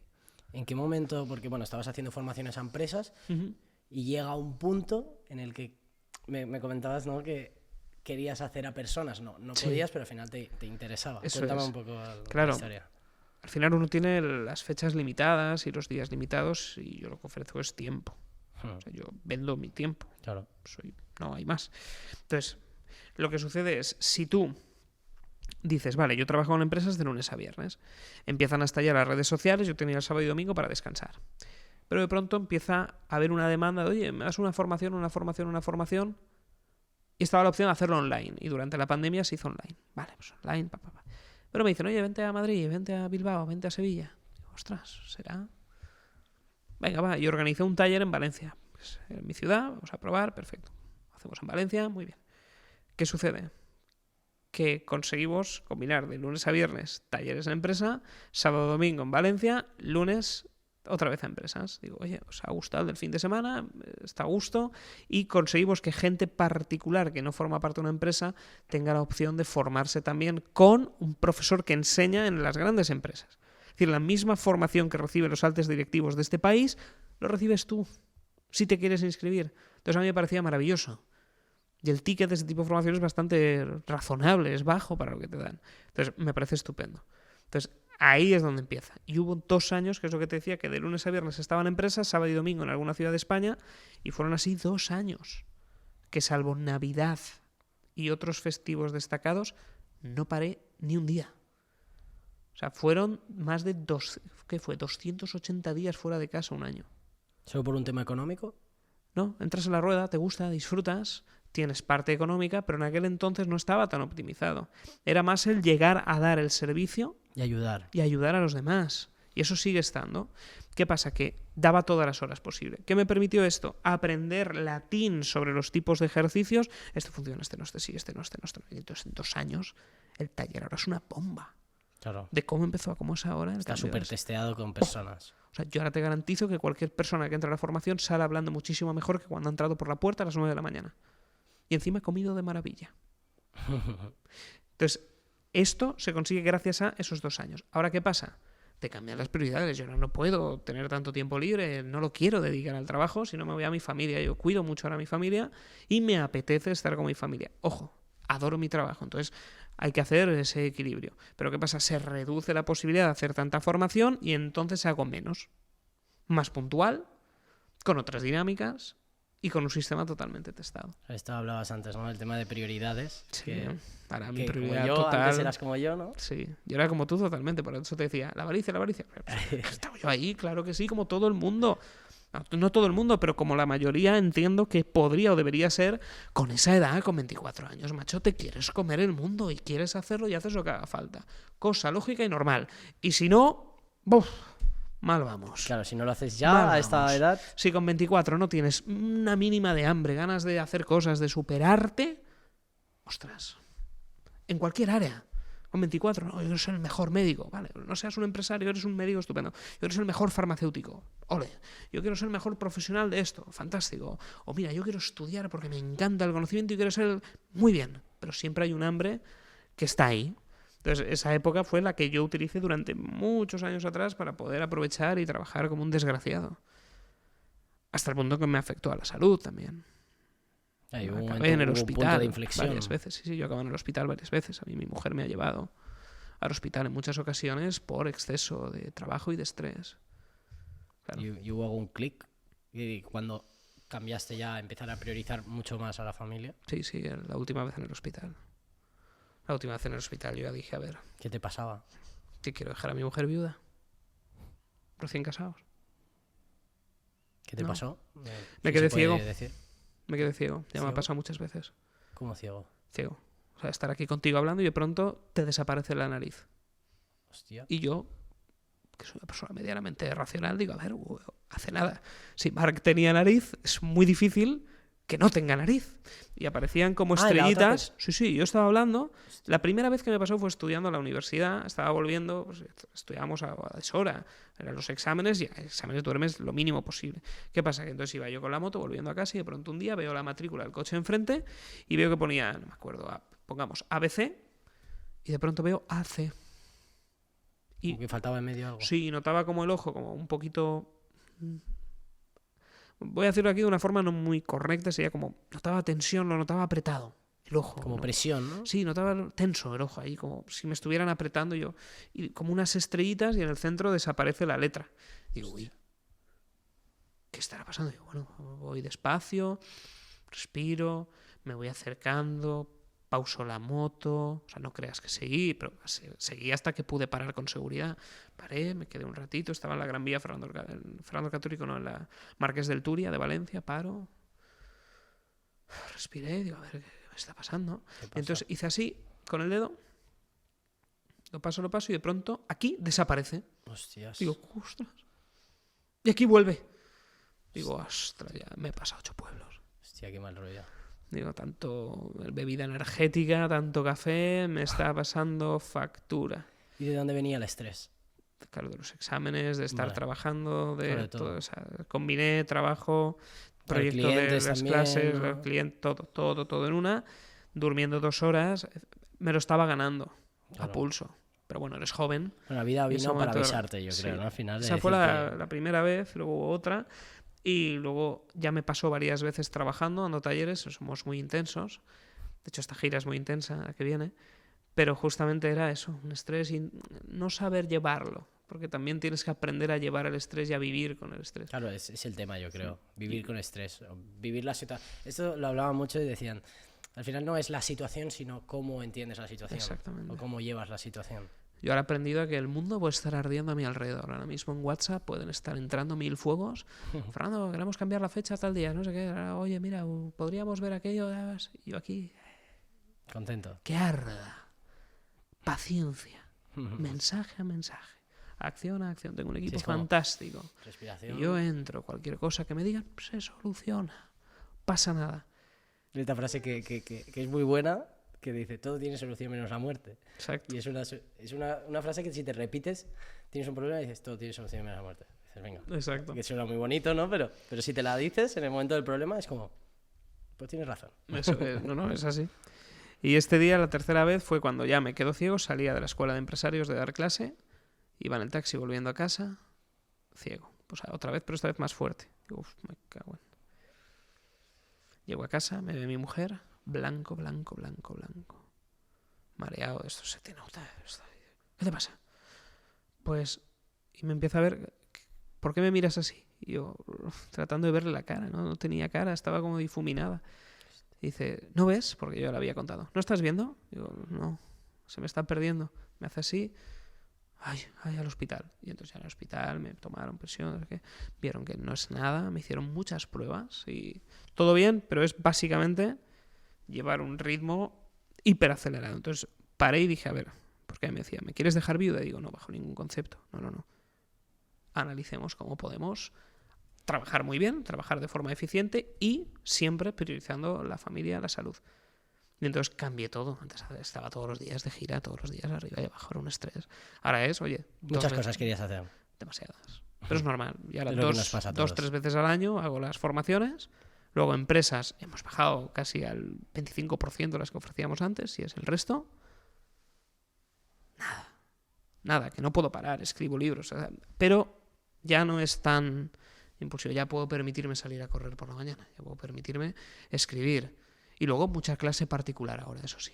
Que eso todo lo hago vía online, pam. Mi equipo también. Y luego en presencial, donde vivo. Entonces vamos gestionándonos y maravilloso.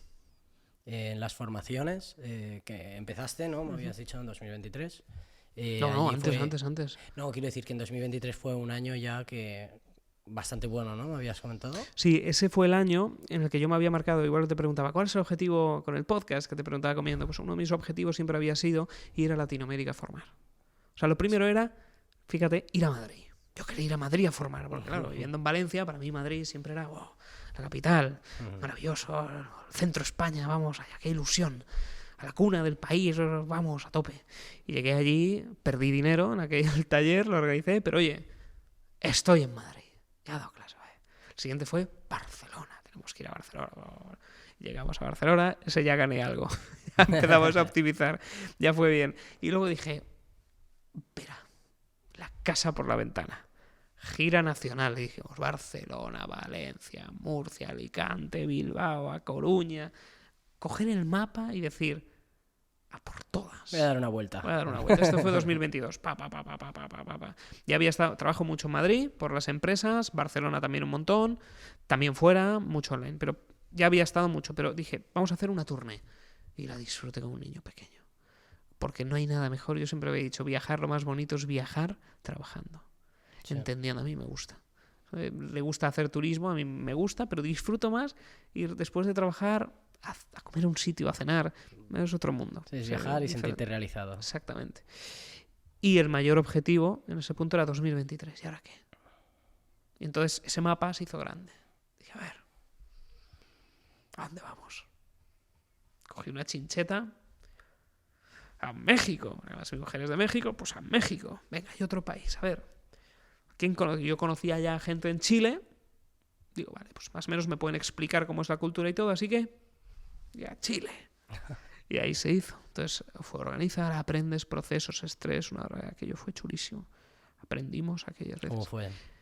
Pues fue un desafío muy gordo, porque lo primero para no perder dinero, no perder. Porque tienes que tener en cuenta billetes de avión que después de la pandemia subieron más que el aceite ahora. Luego, tiempos, porque tienes que pagar comidas de tu equipo, comidas tuyas, o sea, cada día que pasas allí es dinero. ¿Tenías mucho equipo en las formaciones? No, una persona. Siempre me acompañaba solo una persona, pero claro, una persona al final...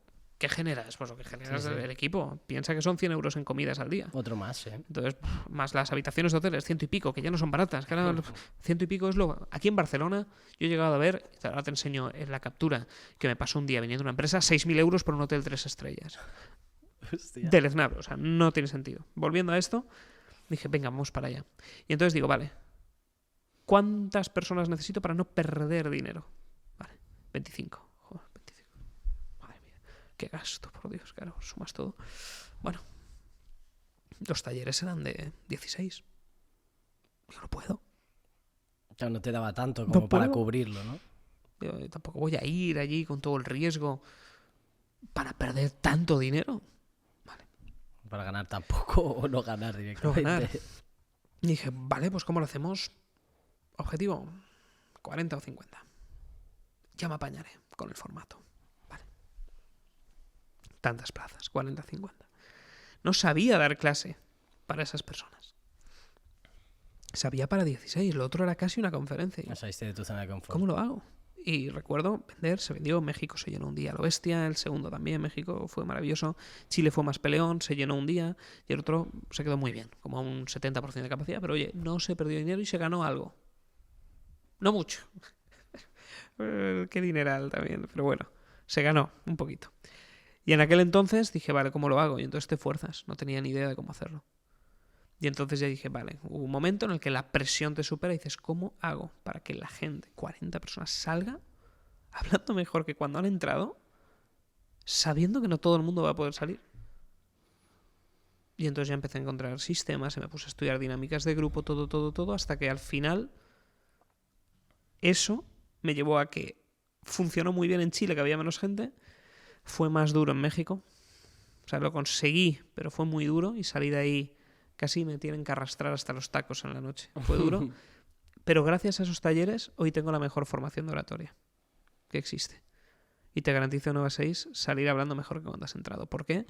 Porque aquí vi lo que funcionaba, lo que no funcionaba, descarté aquello y me centré en lo positivo, me seguí formando, seguí practicando, nada más volví a Valencia, hice taller, ya implementé dinámicas, Prueba error. Básico.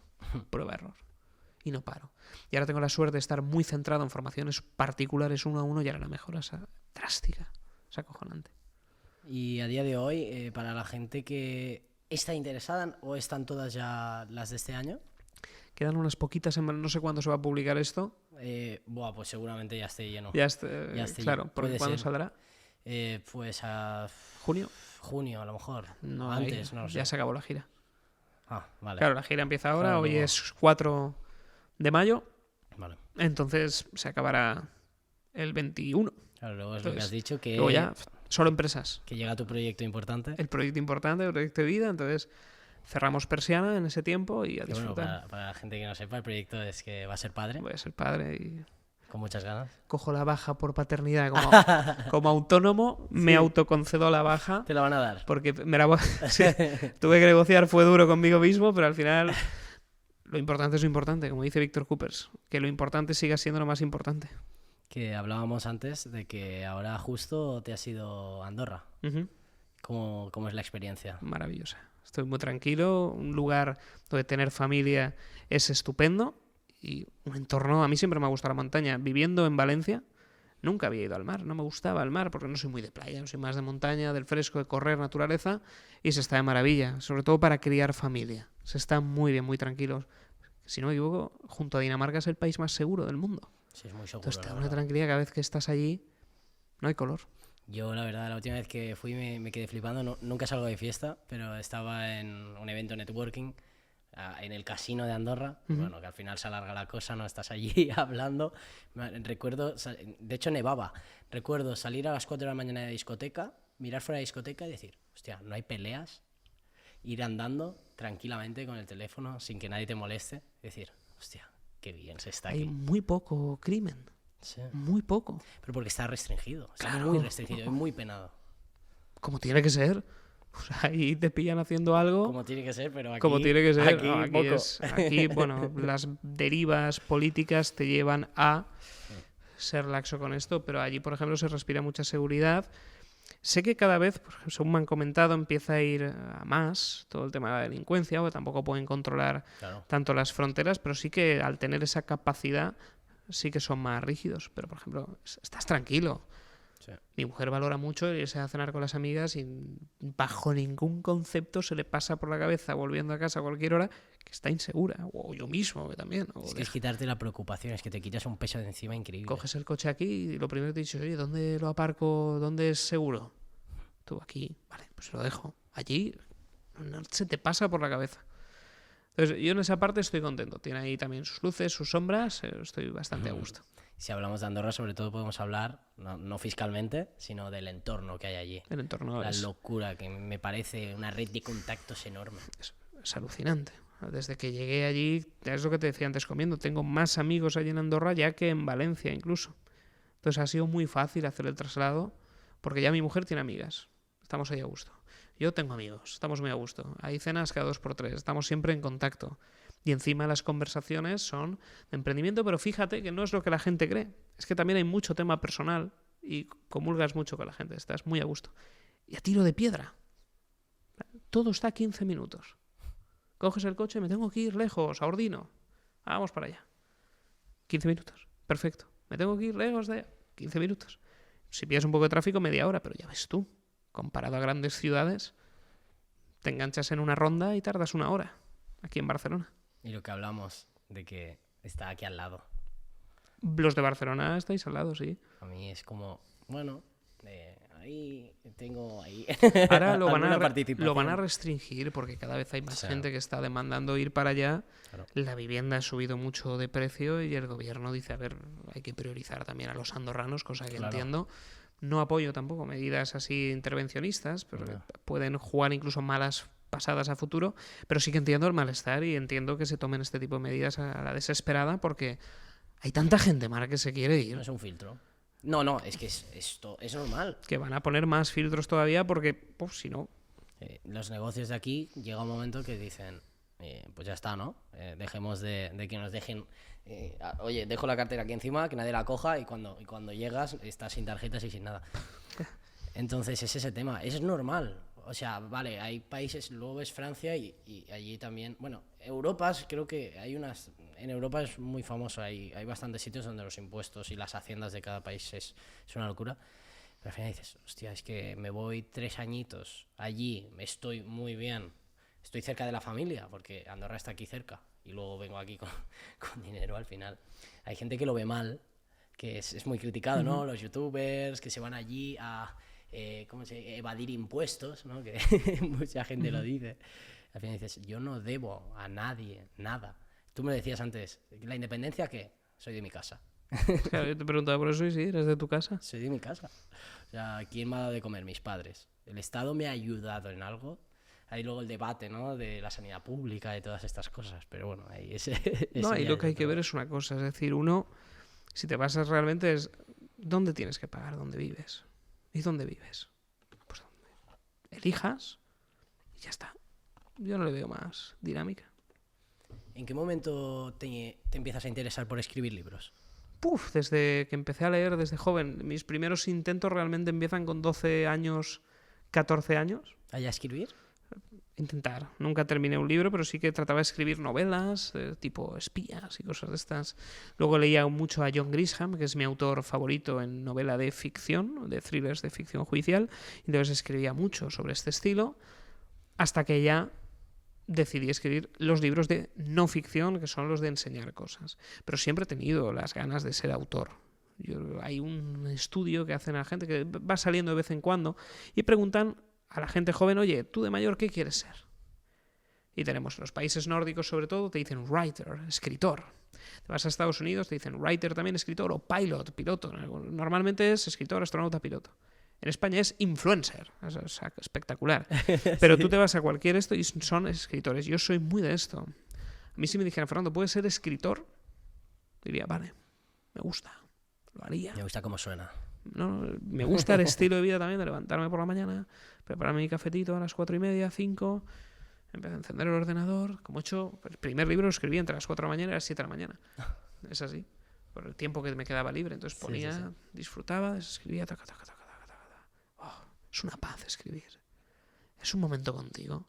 Yo se lo recomiendo a todo el mundo. Lo que pasa es que ahora, gracias al podcast, la gente es capaz de transmitir sus conocimientos de una forma más fácil, barata y rápida.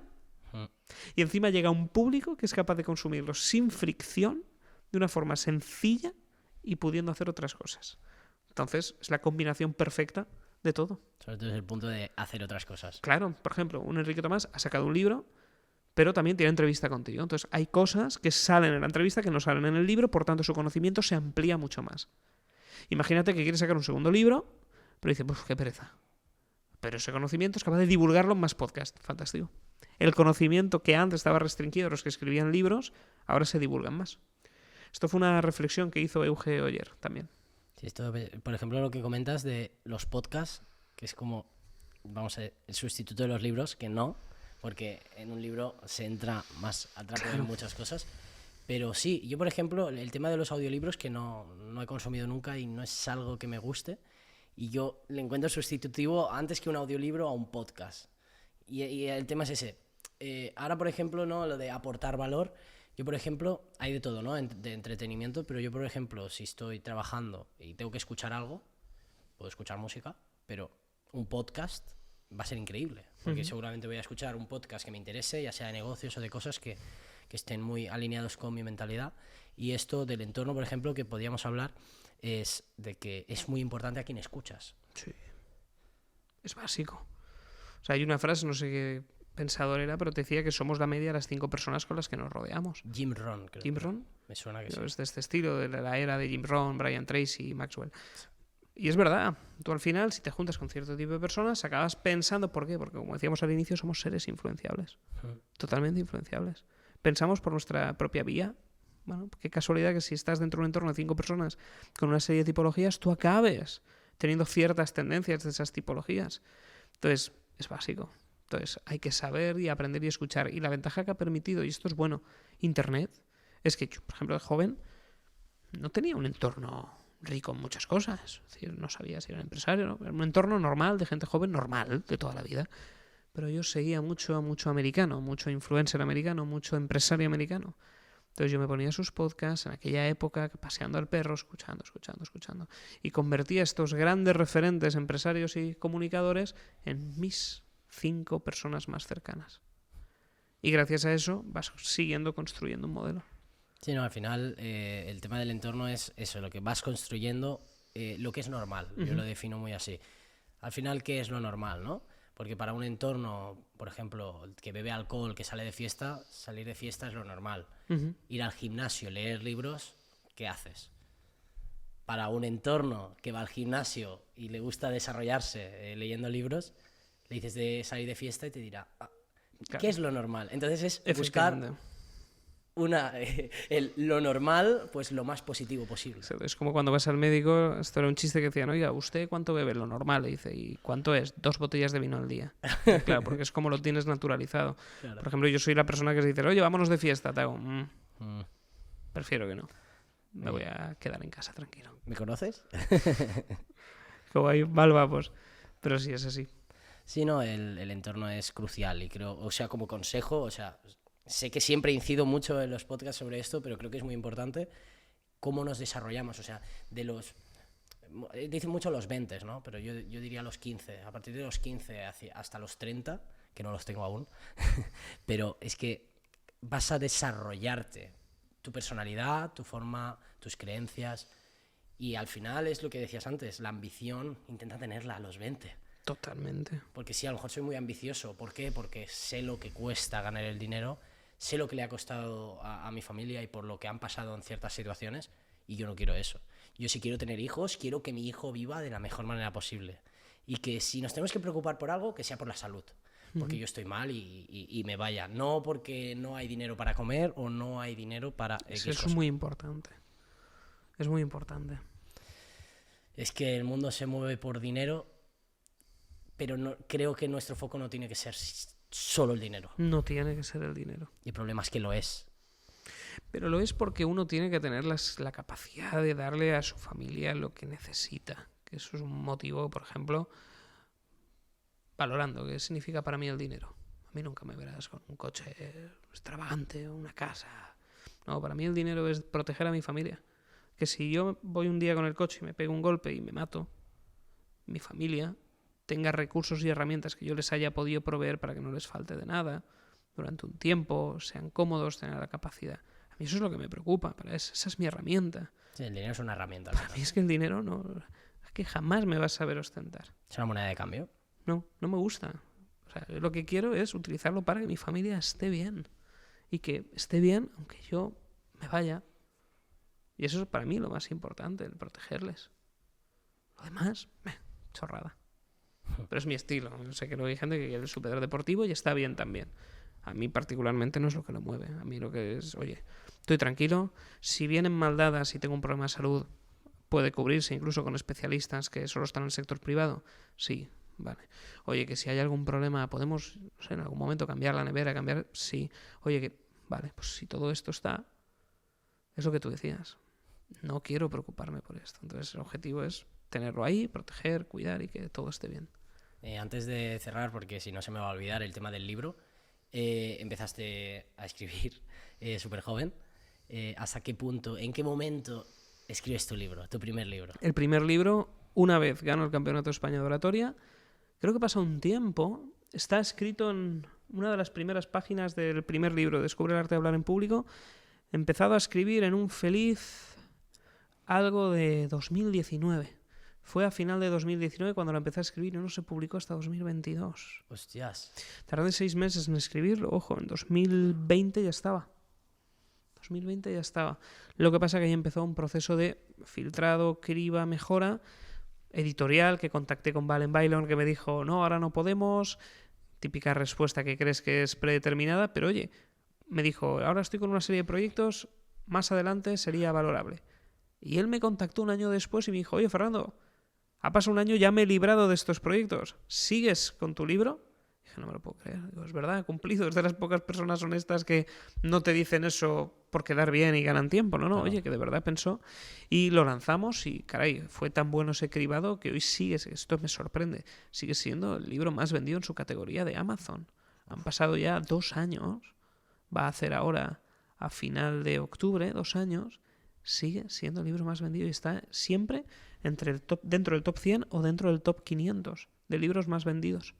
Han pasado 2 años ya. ¿En ese momento creabas contenido ya? Sí. Sí, ya. Sí, totalmente. Pero que sigue. Incluso con la promoción del nuevo. O sea, es un librazo muy bueno. Sí.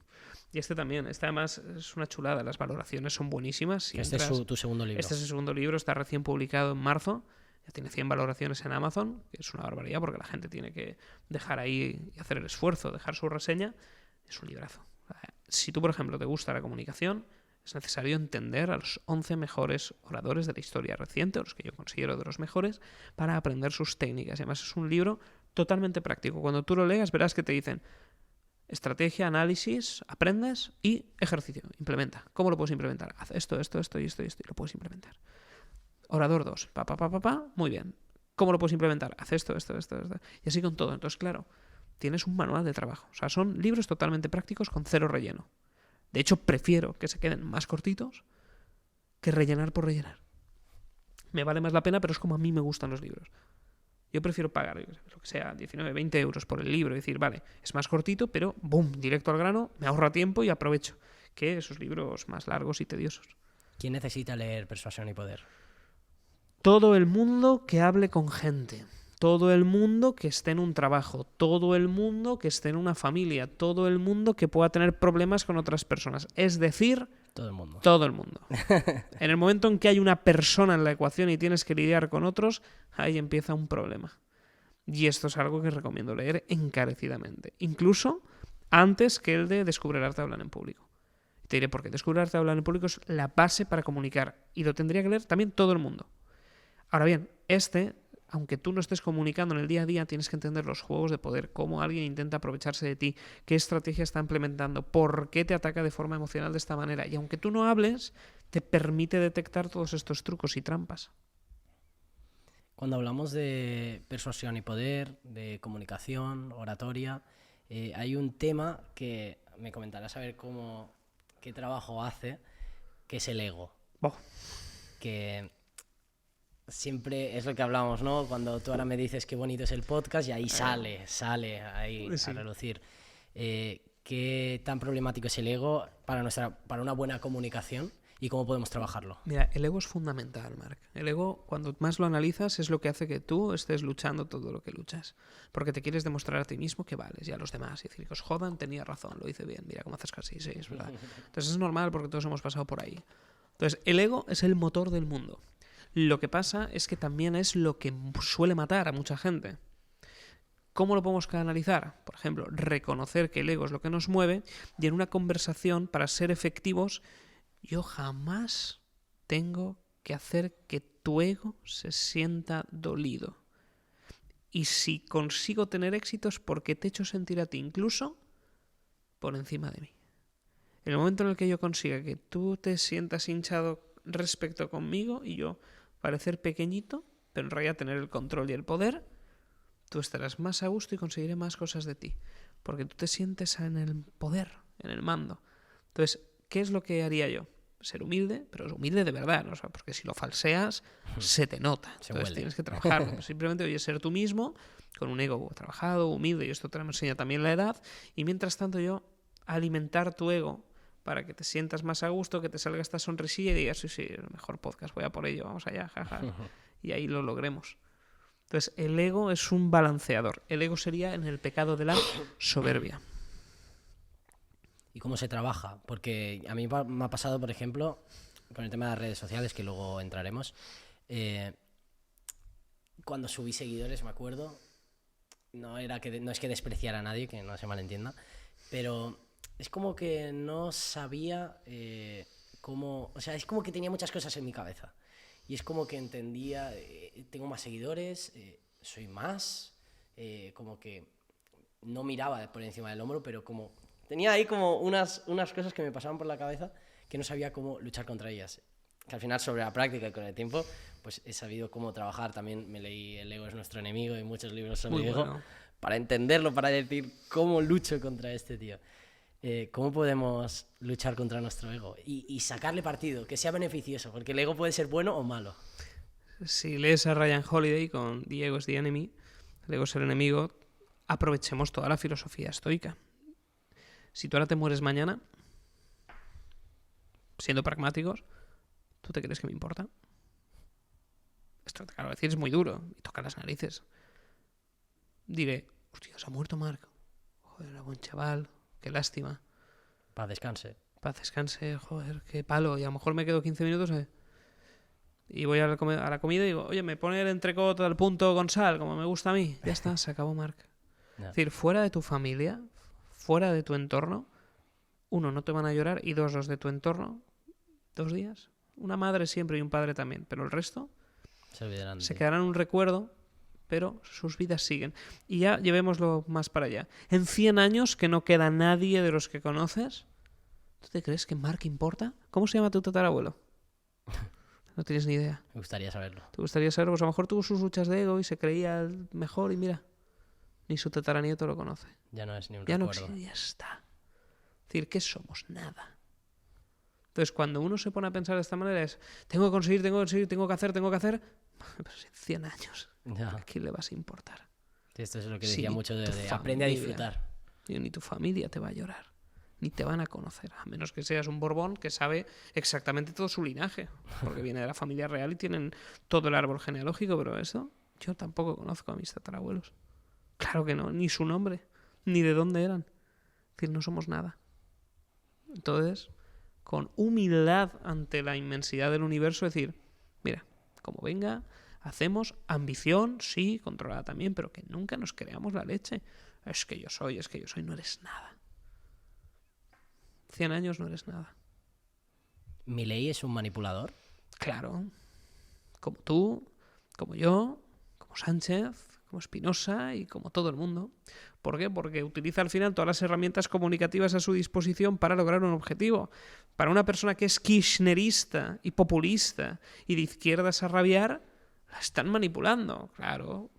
Pero para la gente que opina como él y que le va a beneficiar, le está persuadiendo. Eso que decíamos, la herramienta, depende de a quién le llega, funciona o no. ¿Puede Milei, con el objetivo de llegar a conseguir algo, manipular a ciertas personas, utilizarlas de una forma más sistemática por un bien mayor? Sí, podría. Pero lo puede hacer cualquier otro político también. De hecho, sucede, claro que sí. ¿Cómo puedo, sé que hemos hablado mucho antes también de la manipulación, pero ¿cómo puedo conseguir manipularte para hacer lo que yo quiero? Tendríamos muchísimas estrategias, tendríamos que analizar a la persona y tendríamos que ver muchos detalles. Por ejemplo, conmigo no te voy a dar el roadmap, la guía, porque entonces queda expuesta. Hay formas, yo me conozco, yo sé cuáles son mis puntos débiles, mis puntos flacos, mis puntos fuertes, pero tendríamos que analizar a una persona, hacer una radiografía completa, entender cómo lo pasa, dónde está su fuente de necesidad de atención, dónde están sus miedos, sus creencias, sus enemigos, y a partir de ahí, entre otros ingredientes, yo empezar con tiempo a ir lanzándote sondas para llegar al objetivo. Pero depende de la persona y depende de todo. A nivel global masas, aplicaríamos un desplazamiento de la ventana de Overton con distintas fases. Esto lo explico en profundidad en los talleres. Y es que nosotros, por ejemplo, tenemos que ir haciéndote creer que algo va a ser imposible, pero hasta que te hacemos creer que es posible, y hay una serie de parámetros muy orquestados a nivel de masas. Pero esto no me gusta divulgarlo públicamente porque puede ser utilizado de forma negativa. Claro, ese es el tema del problema de la psicología oscura, que puede ser mal utilizada. Claro, o sea, la manipulación. aplican con nosotros todos los días. Ojo que es así. Y ahora mismo nos están manipulando de esa manera.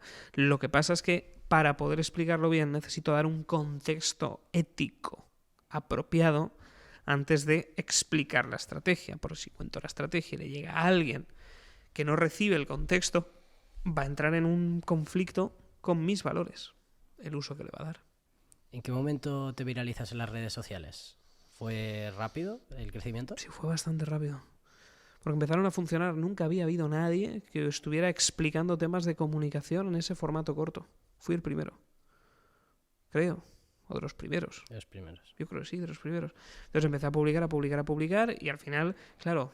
¿Y hacías formaciones en ese momento? Que hacía formaciones. Entonces, entendemos una cosa. Empezaba a llegar en un formato que era algo muy profesionalizado, muy técnico y muy basado en técnicas y en herramientas. No era alguien que se lee 4 libros y dice, venga, voy a compartirte la técnica que utiliza aquí tal. No decir, vale, eso también lo he hecho, pero oye, de mis talleres he encontrado esto, por tanto, no hagas esto y haz esto. Ah, vale, perfecto, funciona. ¿Por qué? Porque hay una práctica de estar trabajando con empresas, con directivos, con personas de todo tipo de sectores y que les funciona a todos. Por tanto, te lo divulgo en redes para que tú lo implementes. ¿Ves que te funciona? Perfecto. Y no viene de un libro sin más, sino que viene de mucha práctica y mucha experiencia. El crecimiento, Entonces, el crecimiento en redes sociales, como que lo notaste, fue un punto de inflexión de que en tus formaciones o en la gente lo sentías muy rápido. Sí, además fue muy exponencial. El 12 de diciembre del año 2020 2021 abrí un primer taller en Valencia de prueba. Ese día yo llegué a los 1000 seguidores en TikTok. Fíjate, 12 de diciembre de 2021. Me voy a México. Estoy con mi mujer cenando. Y en enero, cenando, llego a los 30.000. Al regresar a España semana después, 60.000. Y a la semana, 100.000. Fue extraordinario. ¿Y por qué crees que fue tu momento viral? ¿O qué consejo le puedes dar a gente que quiera crear su marca personal? Yo lo que digo siempre es, tienes que dar todo el valor que puedas, no te guardes nada. O sea, sé capaz de transmitir toda la información. En redes, dalo todo. Tú entras a mi perfil y aprendes oratoria sí o sí, si lo sigues con cariño y le dedicas tu tiempo. Aprendes sí o sí. No me guardo nada. Es pam, pam, pam, pam, pam. Aprendes, práctica. ¿Qué busca la audiencia? Se lo doy. ¿Qué tiene mejores números? Se lo doy. Directos, conexión, comunidad. Y no paro. No trato de engañarte, no, es contenido. Y luego mucha constancia. En mi época, y de hecho sigue siendo así, 3 vídeos al día todos los días. Entonces, todos los días 3 vídeos, sin fallar. Sin fallar. Y luego hubo un vídeo que se hizo viral. Y fue el que también catapultó mucho. Un vídeo que yo estaba malo, yo tenía fiebre.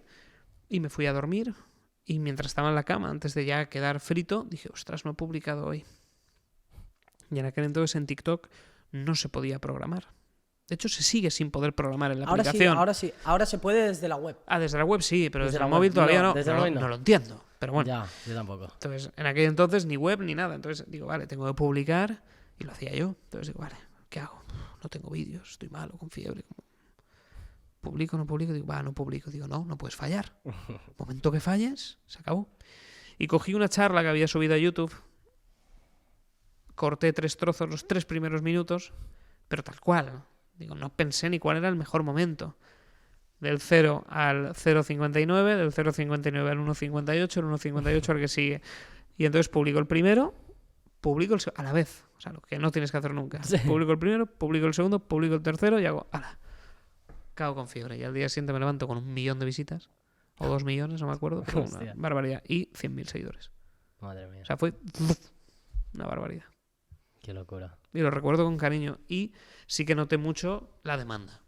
Oye, más empresas que llamaban a la puerta y mucho particular que, oye, yo quiero, y ahí empezó la gira. Claro, gente con problemas que quiere que le soluciones, ¿no? O no problemas, sino que dice, oye, hay algunos que tienen problemas de miedo a hablar en público y otros que dicen, mira, soy consciente de la necesidad y de la importancia que tiene saber comunicar, pero quiero perfeccionar y dominarlo. Entonces, 2 perfiles. ¿Cómo ves las redes sociales a día de hoy?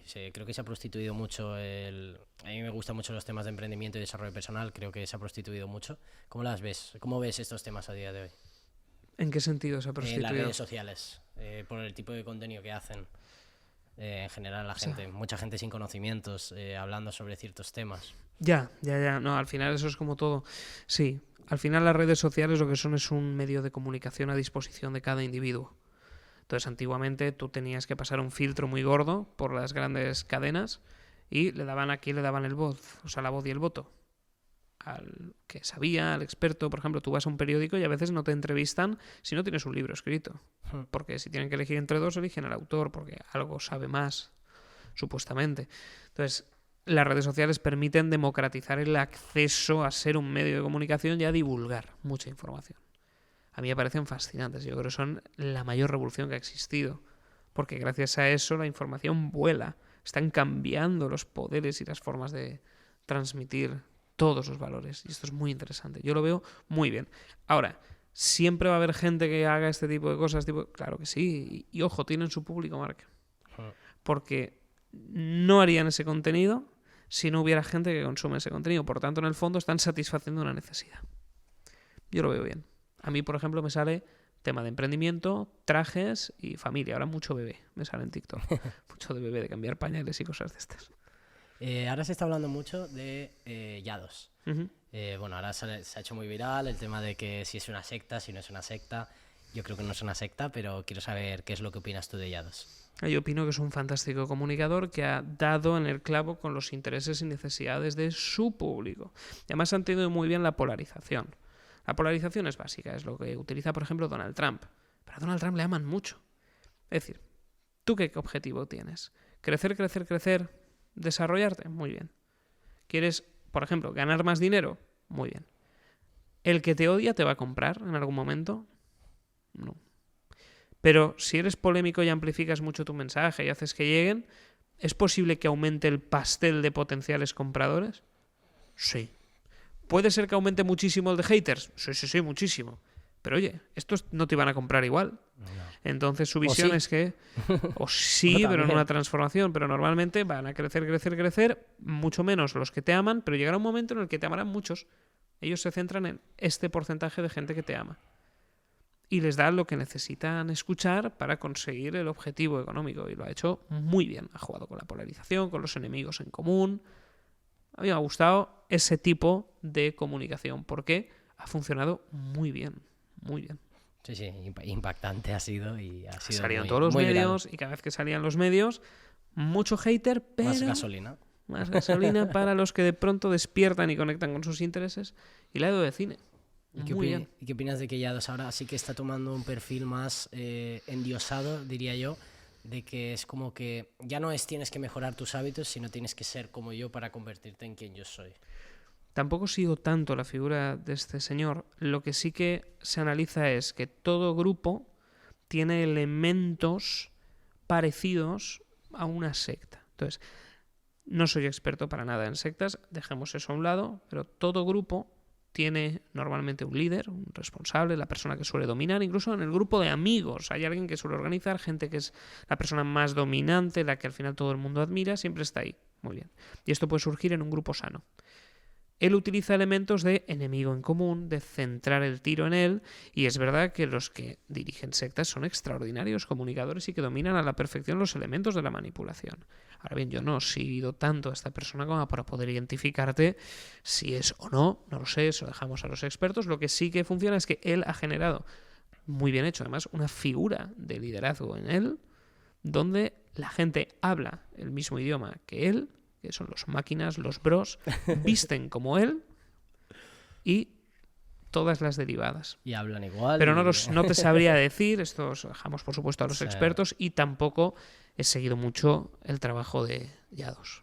¿Cuáles son tus objetivos de 2024? Ser un buen padre. Ese es mi objetivo número 1.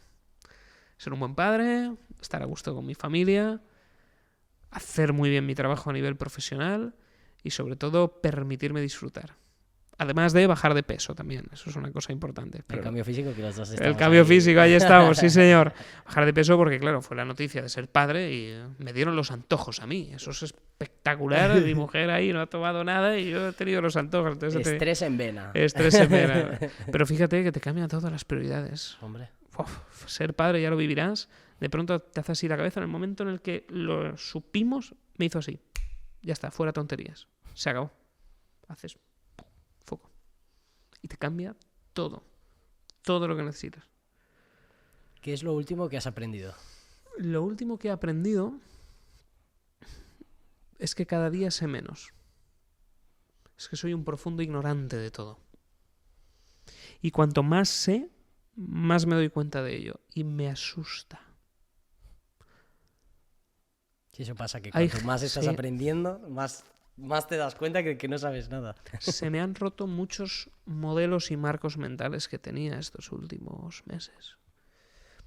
Yo antes era una persona que tú me decías, oye, veo a tal persona por la calle o me dice tal comentario, imagínate un Yados. Se sienta aquí, me dice alguna barbaridad, cualquier historia. El Fernando anterior a este aprendizaje habría dicho, seguro que, por función de mis prejuicios, Y ahora, si me sucede y lo tengo delante y me dice una barbaridad, diría, vale, ¿qué sabe esta persona que yo todavía no sé?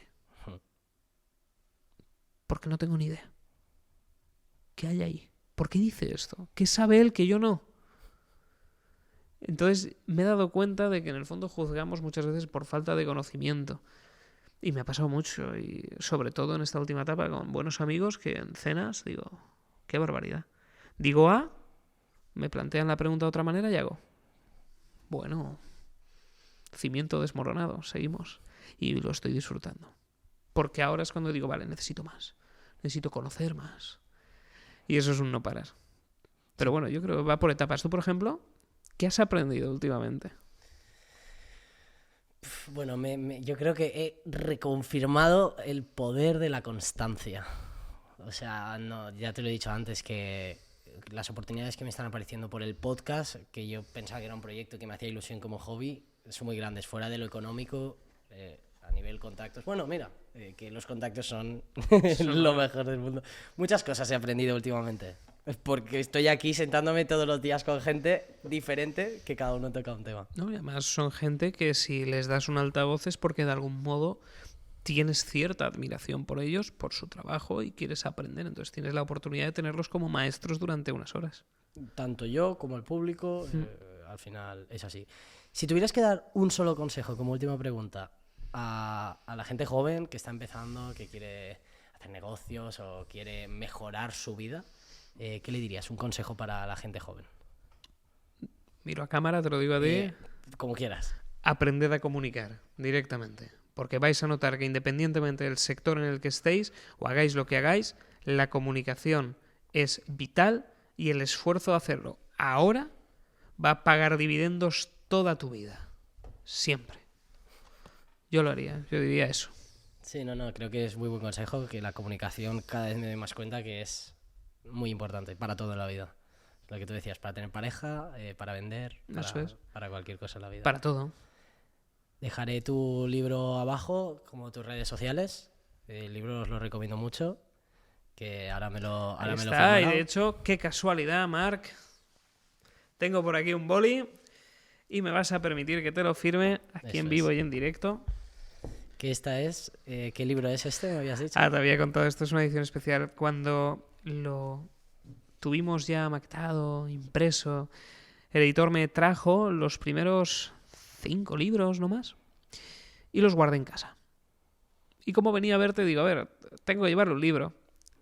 Y me quedaba este que es el cuarto. Tengo yo uno, mi mujer tiene otro, el tercero también lo regalé, este es el cuarto, todavía me queda un quinto, que lo tengo en la estantería. Entonces, este no ha visto ningún tipo de librería, nada. Este está directo de imprenta al autor. Entonces, tiene cierto valor sentimental. Lo valoro. Por ahí.